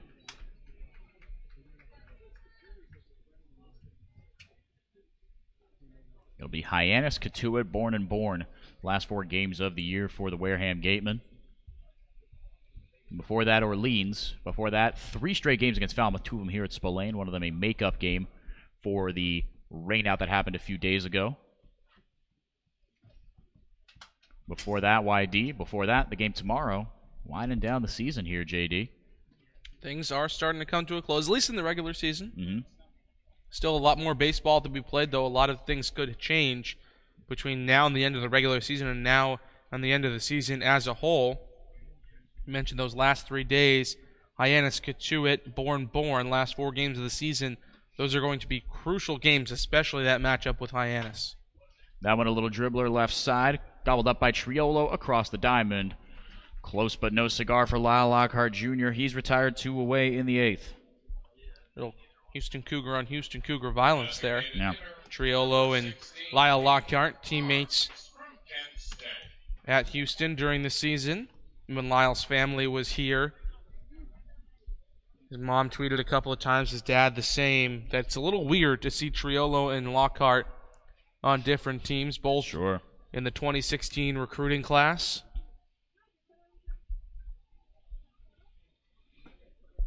Of course, the UCLA guys, well used to that. 4 Bruins on this team, but Nick Scheidler out of UCLA, a reliever for the Chatham Anglers, as ball 2 comes in low to Pavin Parks. 1 for 3 on the day and gunned down in a wacky sequence on the base paths that saw both him and Drew Millis retired, but a run did come around to score on that one as Millis singled in. Lyle Lockhart Jr. could end up being crucial here, as it was the 8th Gateman run of the day, became in the 6th. As Bourne does trail it by 2. Every one counts. 2 and 1 misses outside, so 3 and 1.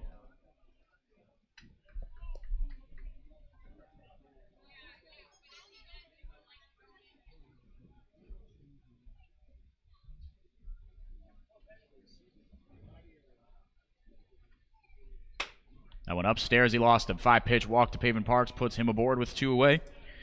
Gatemen trying to get something going with 2 outs yet another time here today, and Ryan Kreidler is the batter now. 1 for 3, pair of strikeouts, single, and a run scored.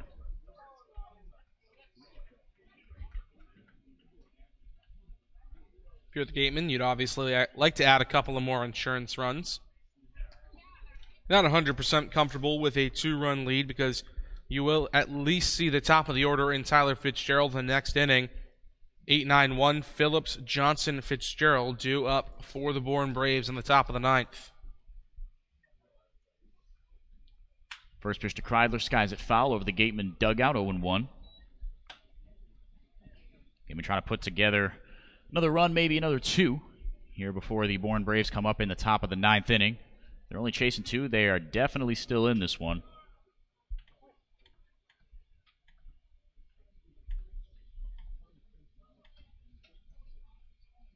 The 0-1 low. Falmouth has scratched across a run in the top of the 9th, so not dead yet. They trail Harwich by 3.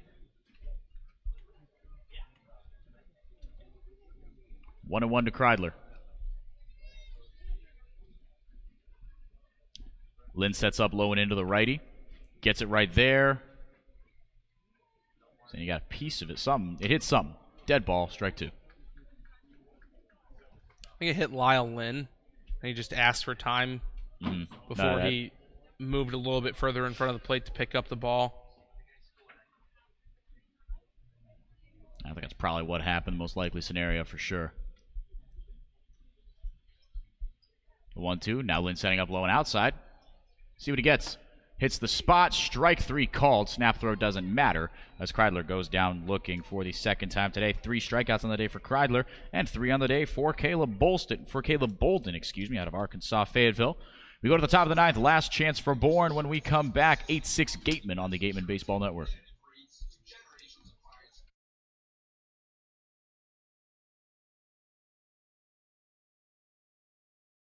The Beach House Grill. Established in 1877, TM Riders, Borough, Massachusetts. TM Riders' goal is to find the best coverage at a fair rate for their customers, but they really value giving the best service they can provide. Visit the office on Thatcher's Row if you would like P&C insurance information, quotes, and policies. The Beach House Grill at Chatham Bars Inn Resort and Spa is the perfect spot for a seaside lunch or evening clam bake. A proud member of leading hotels of the world.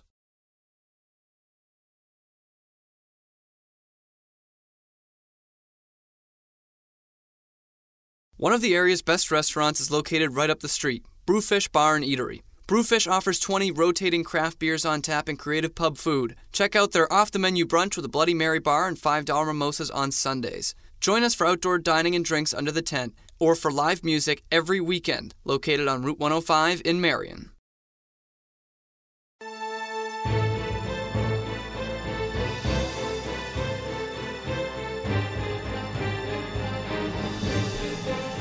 Welcome back to Spillane Field, 8-6 Wareham on the Gatemen Baseball Network over their rival Bourne Braves. 4th man of the day to pitch for the Gatemen. It's Pavin Parks, 2-way player, junior out of Kent State. Getting another appearance on the hill. This pitching change brought to you by the Bay Point Club, as is every pitching change this year. Onset's 18-hole championship golf course. With the driving range open 7 days a week and senior discounts offered every day and always welcome to the public, so go get to the point. He will face 8-9-1 Thad Phillips, Cooper Johnson, and Tyler Fitzgerald, who, between those three, they have struck out 7 times today. And Thad Phillips and Cooper Johnson, 6 between just the 2 of them. So no base hits. And Tyler Fitzgerald, this part of the lineup, is going to have to turn things around on a dime. Should I have success against Parks here? They're down to their last breath. Hyannis winners, so if Bourne loses, they will go down 13 points. But Katuitt and Falmouth on the verge. Katuitt did lose, Falmouth on the verge of losing, so those 3 teams will keep pace. But Wareham a point out of first, trying to match Hyannis with their 20th win of the year. Wareham trying to push it to 12-4 at home additionally. With a loss, Bourne would fall to 14-18-1. That one skips way outside to the righty Thad Phillips. 1-0.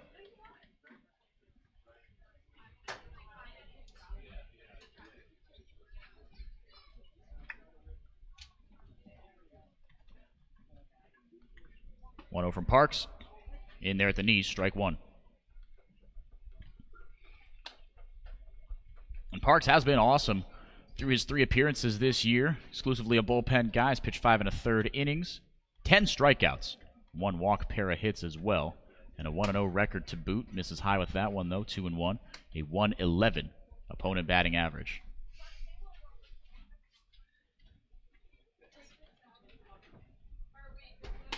The 2-1. Just misses outside, 3-1.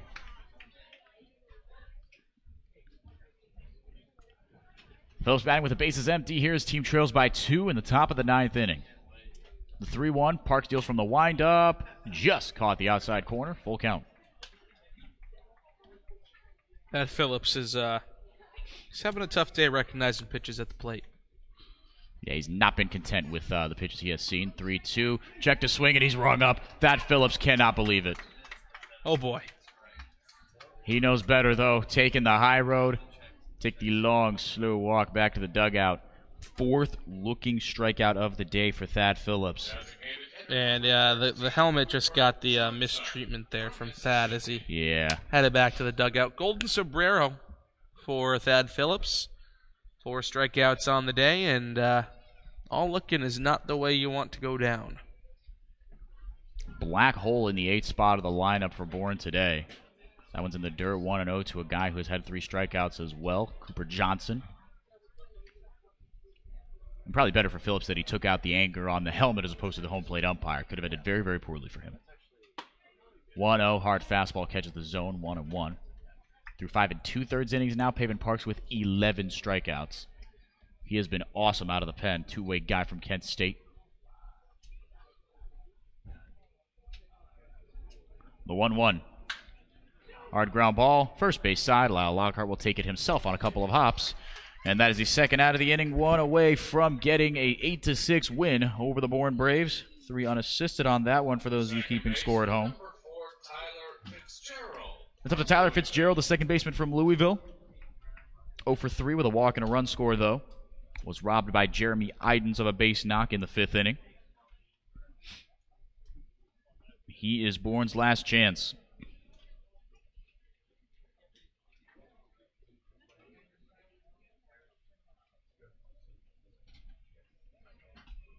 First pitch, strike on the outside corner. Should Fitzgerald keep the momentum going here, Anthony Prado will bat. He's 0 for 2, but does have a pair of runs scored on the day.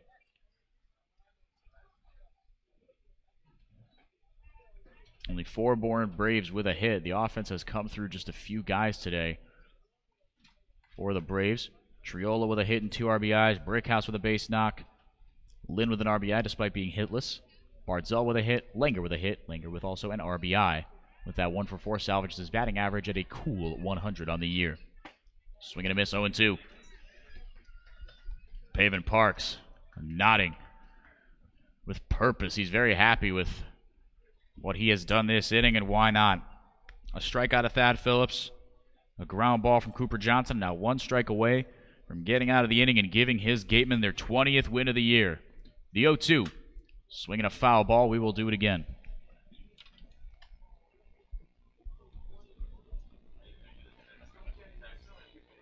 And now I'm getting word from Katua that the lead that the Kettlers blew was at one point actually 7-0.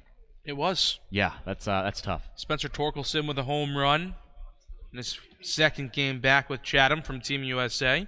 Big part of the comeback. That one just missed, 1-2.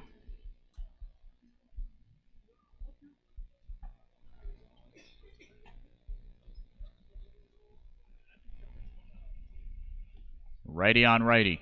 1 strike away from getting out of it. Pavin Parks from the windup, he deals.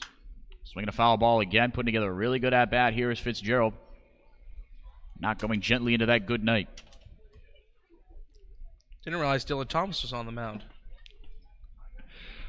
The guy who, big fan of said poetry, had a very good outing recently in that second half of the protested game against Wareham. 1-2.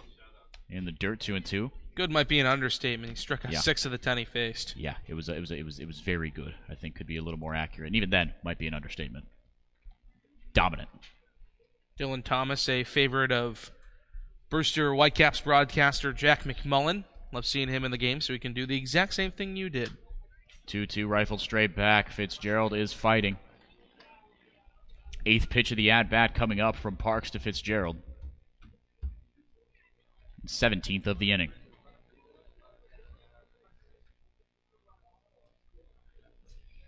Base is empty, 2 down. Gatemen trying to shut the door on an 8-6 victory. The 2-2, again a foul ball. Fitzgerald fighting.